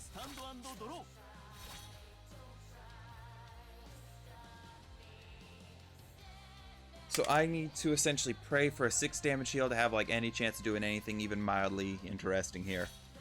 It might just be fucked. No might about it, actually. Look at that Overlord. Look at me.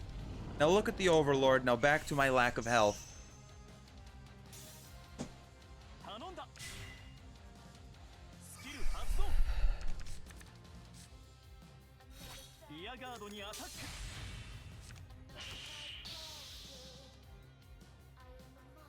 リアガードにアタックヴァンガードにアタック And then the single crit Vanquisher, or Blade Master. Yep, single crit, and that kills me.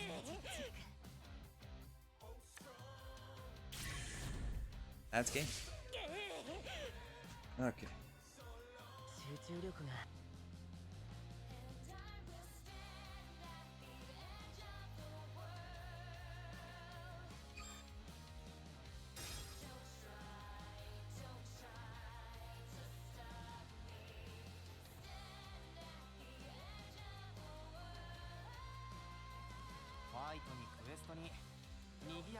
Alright, it is over at home. But yeah, you want to see my friend thing, right? No name.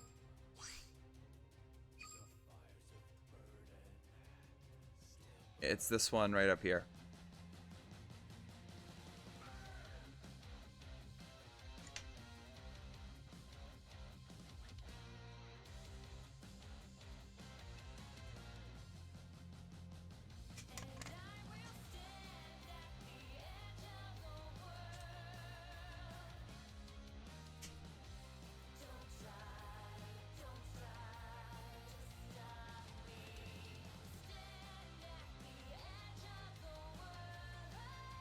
Copy paste? Yeah, sure.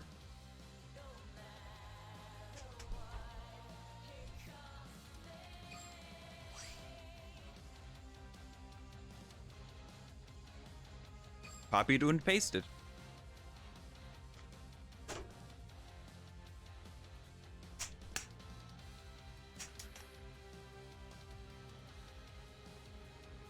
Power of Christ compels you.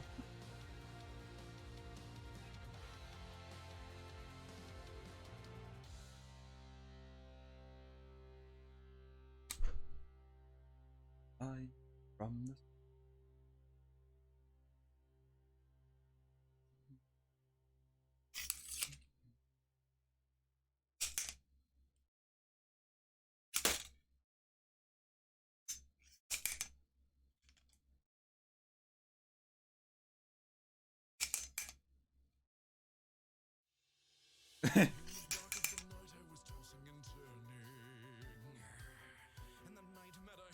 Wait, hold on. What do I have under my grade?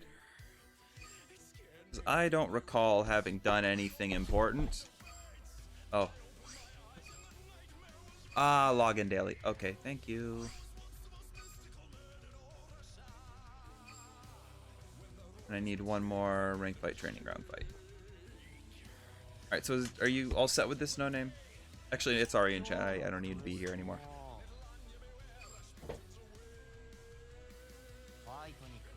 But yeah, so yeah, if you totally want to play, I will go ahead and do a friend fight. Oh wait, I think I need to accept the request once you send it. Shut up, Chrono. Let me do my thing.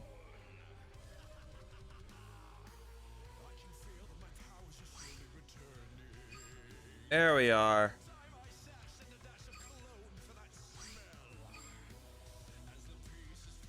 Okay, that's all set up.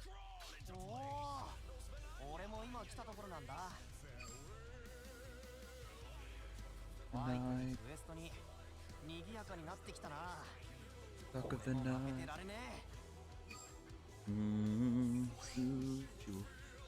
Better nine as reveal. Time limit. Sure, I guess I'll turn it on. Talk of the night. Fine. The dark of the night. Fine. It's the end.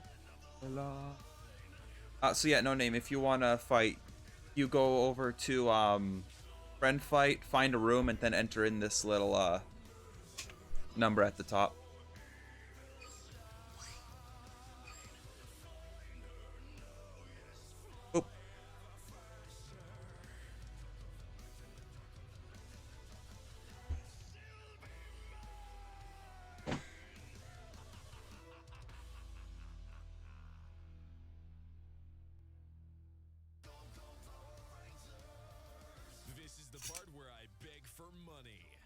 like this cover and you want to support me, you can download it in the description below. Listen for free on Spotify. Support me on Patreon and win some free stuff. Don't forget to like, comment, subscribe, tell a friend. Check out my other videos. Follow me on social media. I'm Jonathan Young, and I'll see you next time.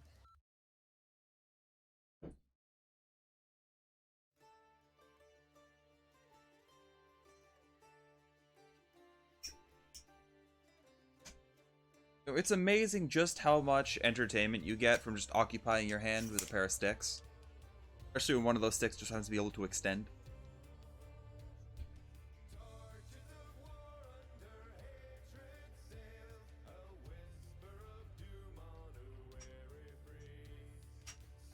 Okay, yeah, I see her here.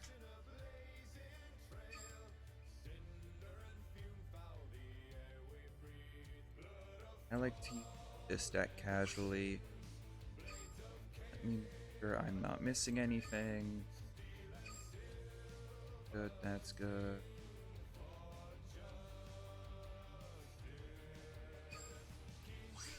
Is that? Okay. Two.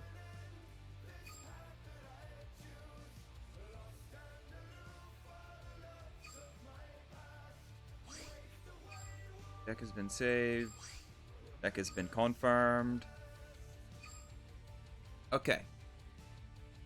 And here we go.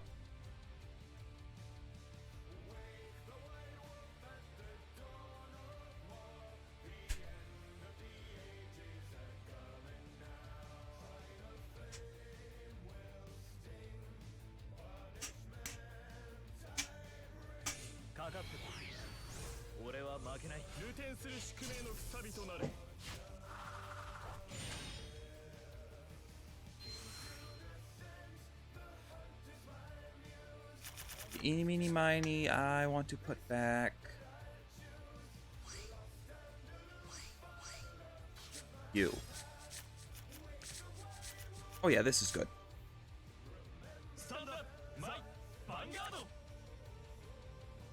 Let's just start her here. Skill, let's return this back to the deck. Ride Blaze Maiden Reno. You thought we were done with OverDress. No. Even in Zero, it follows us.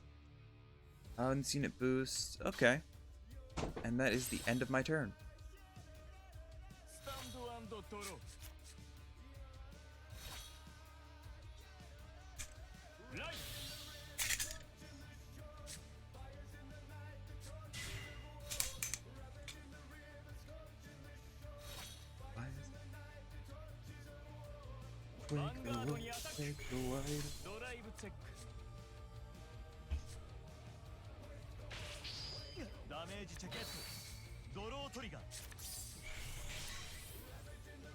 Ah, crap.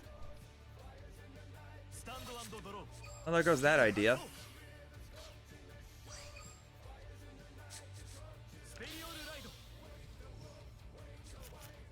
Ride Ryu. I guess we're just attacking.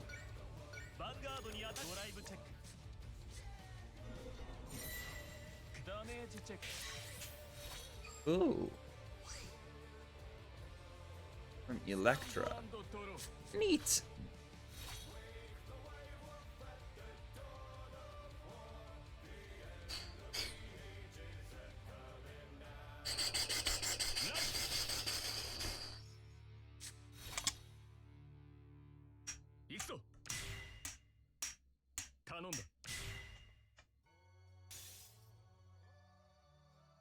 Oh no.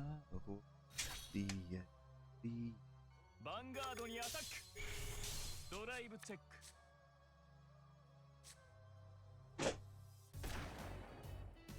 ダメージチェック。 Okay. This is gonna be yeah, 18. That's plenty. Okay. Stand and draw. Does anyone know the mind of the bat?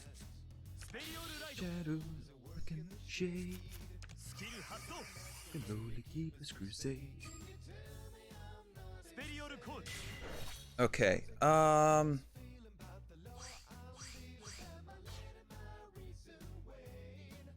Let's call you here. You have a grade 2, so I can go ahead and discard one and draw one.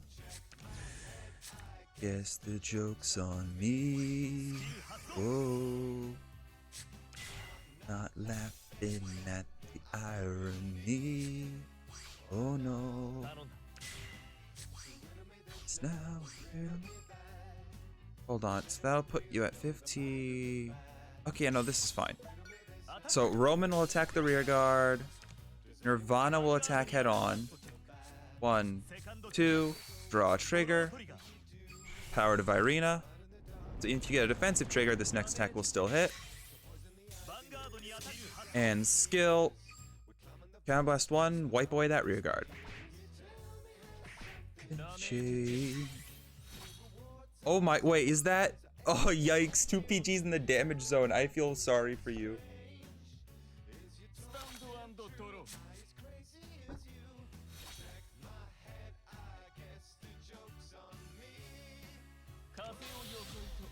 Okay, right into glory. Let's go.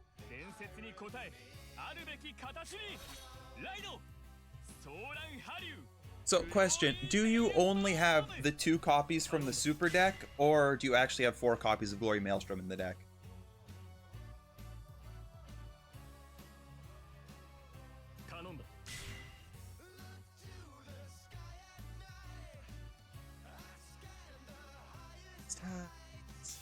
Look to the sky.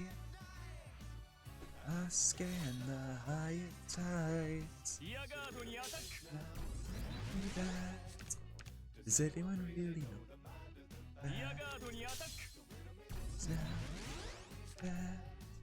Does anyone really know the mind of the bats?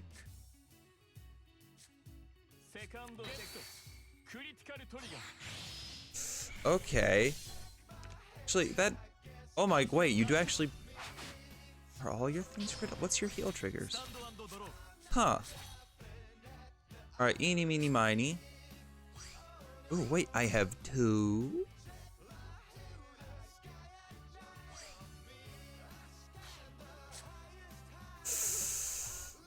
Sure, let's go Persona Ride. Skill, draw 1 card.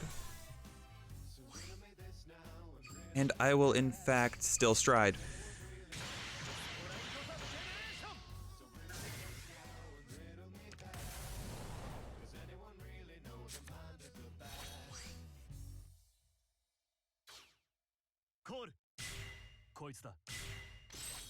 Okay, 1 attack. Counter charge, 2 attack.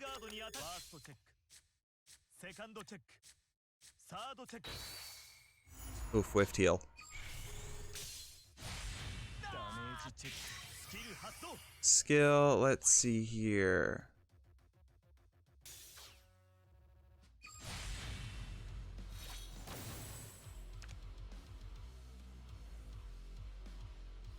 Alright, you're up.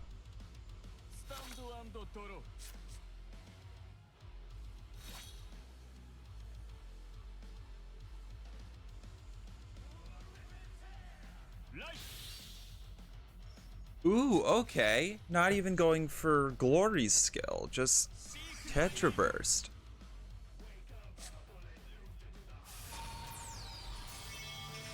Okay, I think I see where this is. Wait, but that requires...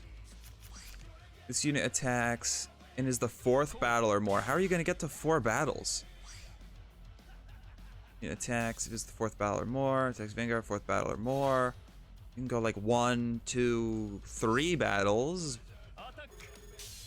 Oh, you can't get to 4 though.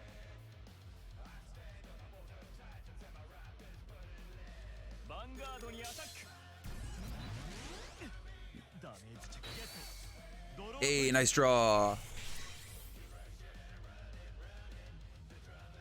Chop pumping, got molten metal in my veins. Oh, I don't like it when you heal. That means more work for me.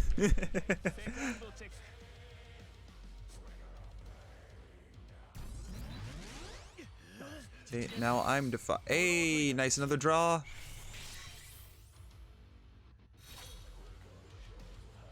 Stand and draw.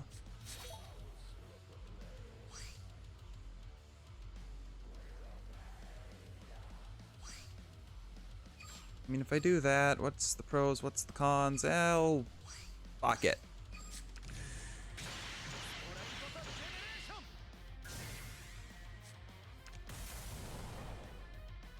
Trying to Magnum, draw one card, call a Novel card, and battle phase. リアガードにアタック。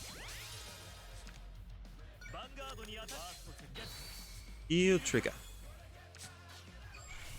セカンドチェック。サードチェック。ヒールトリガー。 And that is why we use strides. Oh, nice job.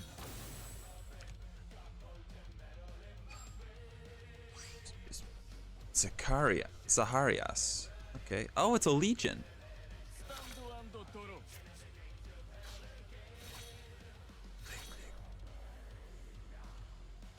コール。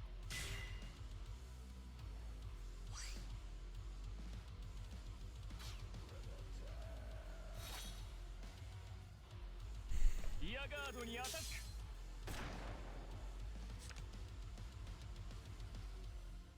ヴァンガードにアタック。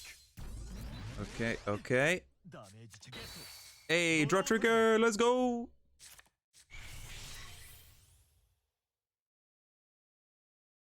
ヴァンガードにアタック。 Then this will push me to 5. Never mind, it's getting stopped. セカンドチェック。 No.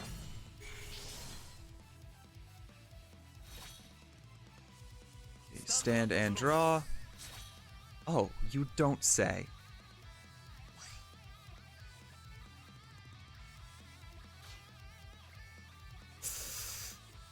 But it's and yeah. Oh man, I get. I can use that. Use that. Bippity boppity boo. Okay. Oh, I could stride though. No stride. Okay, skill. Call Trickstar. スペリオルコール。 Then call Bellicosity. リアガードにアタック。アタック。ダメージチェック。クリティカル。 Aw, man, could you not get defensives, please? セカンドチェック。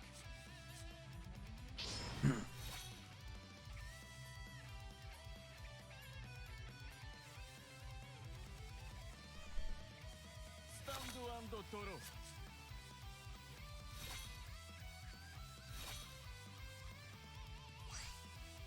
頼んだ。 Break 4, but it doesn't. It has limit break 5. Okay, 1 attack, ヴァンガードにアタック。 2 attack. How many heal triggers have we seen from you? We've seen only 2. クリティカルトリガー。 Okay. Meaning I have to stop this attack. Which is exactly what will happen. 完全ガード。 Stand and draw.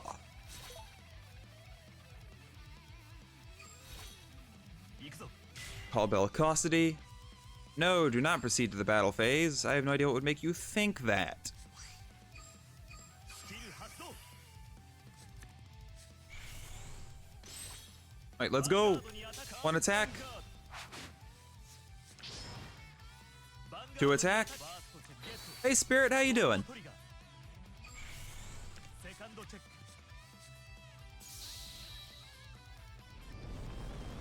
ダメージチェック。 Well, you know, fine's better than outright terrible, but it could be better. まだ足りない。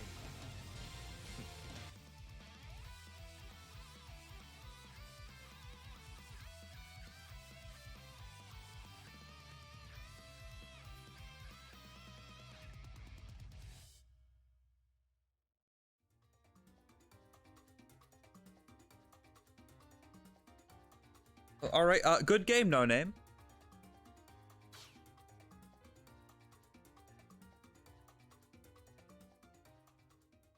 I honestly think so. There was so in Zero, critical triggers are not nearly as good. Yeah. So essentially, in Zero, draw triggers are by far better than critical triggers. If you had like taken all of your critical triggers and if they were draw triggers instead, I think you would have won. Because you would have had plenty of cards. You might have actually been able to pull off a Tetra Drive skill of being able to restand. Or does it restand, or is it just 4K and a... No, I think it restands. Draw triggers. Yes, indeed. Spirits, correct. Okay, I unfortunately have time for like one more game. Then I have to stop. We're gonna try at this one. Yeah. Yeah. Good night, No Name.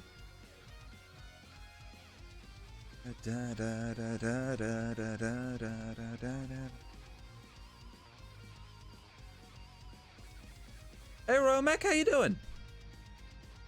So fuck your strides. No, embrace the G zone, buddy. Embrace the G.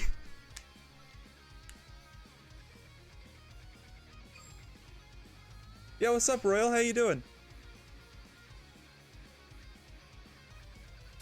No. I'm usually the guy who hates everything. No name, trust me, you'll be singing a different tune once next month happens and Aquaforce gets their strides.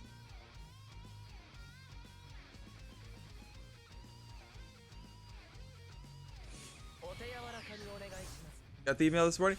Oh, congrats! So it was going for affiliate, right?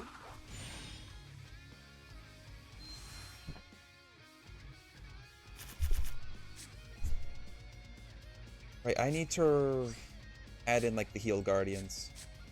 No, just put the whole hand back.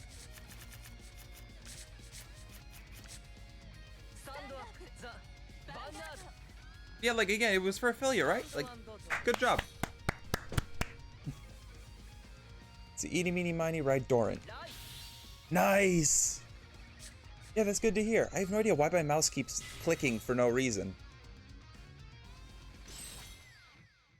Like, I need to... This thing's a piece of shit. It needs replacing.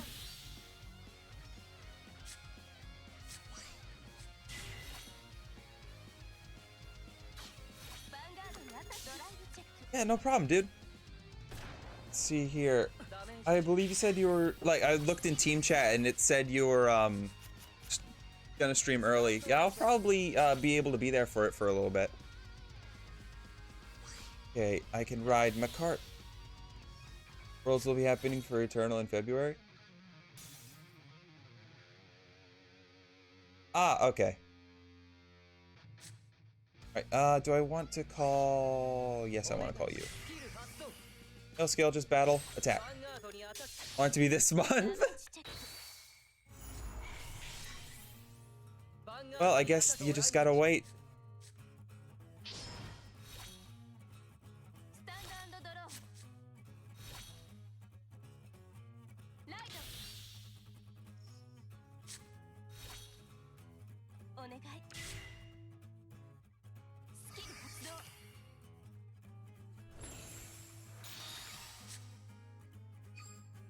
Okay, so Heal Guardian in hand. Yikes. Oh, dude, being able to, like, heal off of heal triggers, then turn them in hand for Heal Guardians is gonna be so good with, like, Gavriel. Stand, draw, more dread.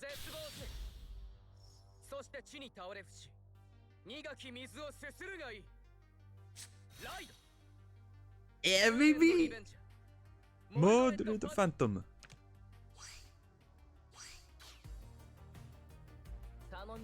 Okay, call Tartu, and then I can use skill of Tartu to put Dorant on the field. Heal Guardians are major buff to gears. I think Heal Guardians are a major buff to everything. Oh, nice draw, Trigger. It's a shame it doesn't help with Mordred. Oh, mwah, heal triggers.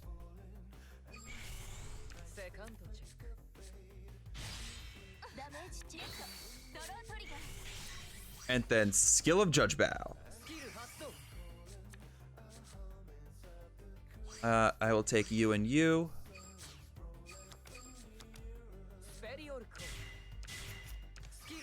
Skill of Swordbreaker. Soul Blast you. No CL must die. I assume you two don't exactly get along. Why is the Eternal World Championship February? No idea. Spirit, I wish I could answer your question, but I cannot.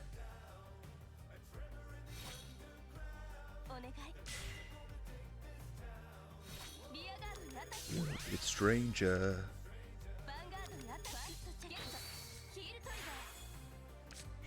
Oh, I just realized that was all Batriels in the damage zone. You know what? This is looking fine. Let me just do the stride thing. Let's go, Flamey boy!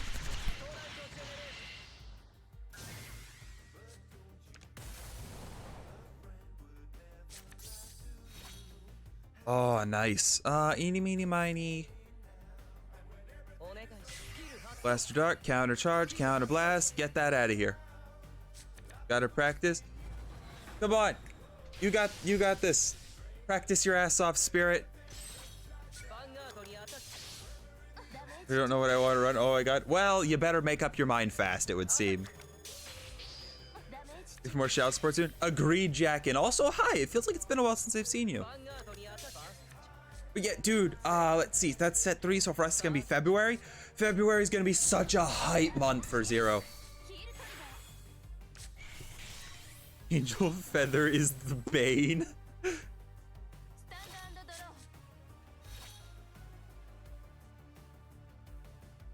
Dude, I have no idea what negative experience you've had with Angel Feather Royal, but I understand.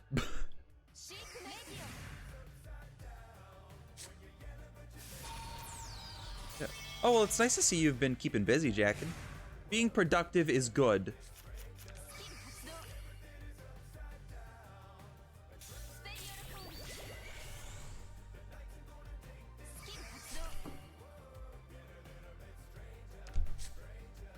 Oh, and that's another Heal Guardian in his hand. Love to see it.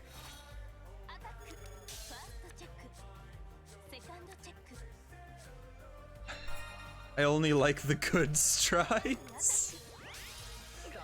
Well, I think that goes without saying. Make it into Worlds? Well, I believe you can do it. I don't know how you'll do it, but I believe it's possible. Stand and draw, ride, skip, and let's try it again.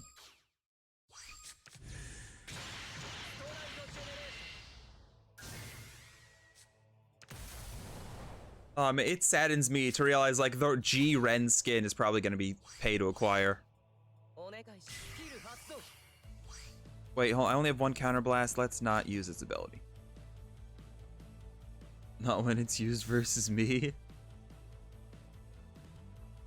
Call, battle phase, 1 attack. Okay, cool. Now let's get those Heal Guardians out of your hand. 1 Heal Guardian. Throw trigger. 2. Oh, a perfect guard? Wait. Oh, it's because my power was so high. Meaning, yeah, no. Okay. I think Infantry would be really good in Zero once Gabrielle comes out. Yeah, it's definitely possible. But again, actually no, you weren't here when I talked about Gabrielle in Zero. I think when Gabrielle comes out, we need the ability to so you know how we can toggle whether we want to choose the cards we Soul Blast? I want the ability to toggle like what cards we Counter Blast and toggle what cards we heal. With that, I think Gabrielle would be so good.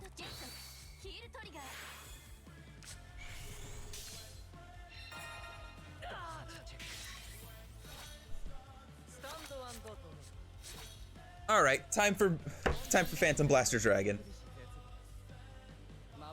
Manipulating damage zone, getting trigger activations is dumb. Dude, just think, it'll be even better. Oh, Jay, thanks for the follow. I hope to see you around more. Hey, it's going really well. What am I doing here? Oh, right. I was calling a Blaster Dark to, you know, blow things up and just. But yeah, how about you, Jay? Hope you're doing well. See, but right, as I was saying before, dude, Gavriel with like the special triggers that, with like the critical triggers that say when you damage check this card, draw a card. That is gonna be so good. Just finding people that play Vanguard. Oh, okay. I take it you've had a fruitful search.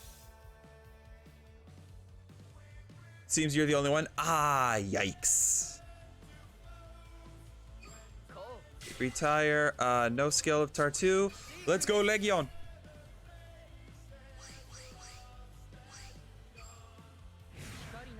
And after this fight, I actually got to get off anyway. So unless Royale is going to be starting stream like immediately, there'll be a short period of no one streaming Vanguard, it would seem. No, I don't want to call the PG. I want to call the Vanguard is only Twitch. Is probably going to remove it from the list. Yeah. Well, hopefully not. Yes, retire. Okay. One attack. I don't like that. Stop it. Okay, heal Guardian. Get heal trigger. Let's go.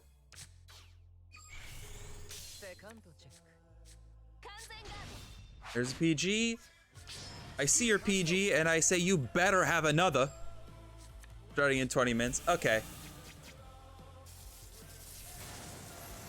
Who's the other person that you mentioned that also streams Vanguard?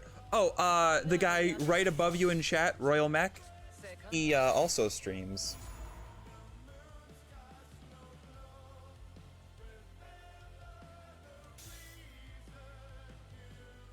Yeah, check him out there.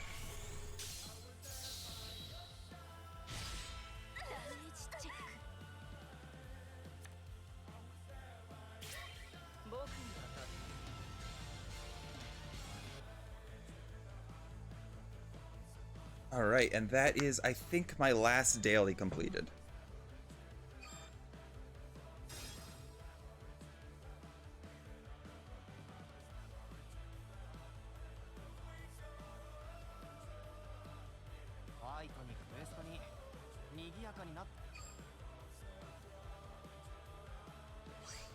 All right, claim.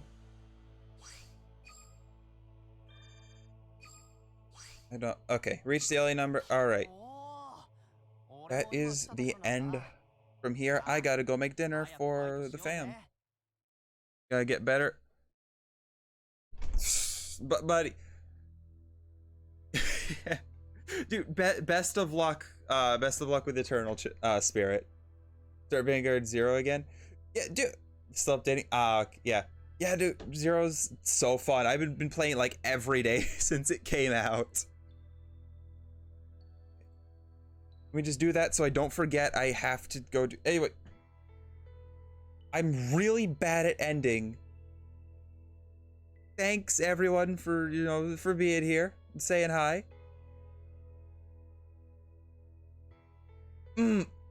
I lost my account in Duel Links once. It was so demoralizing. I could not pick the game back up for quite a while. Oh my god, I need to move that over to the side. Anyway, fuck it. I hope everyone has a beautiful day.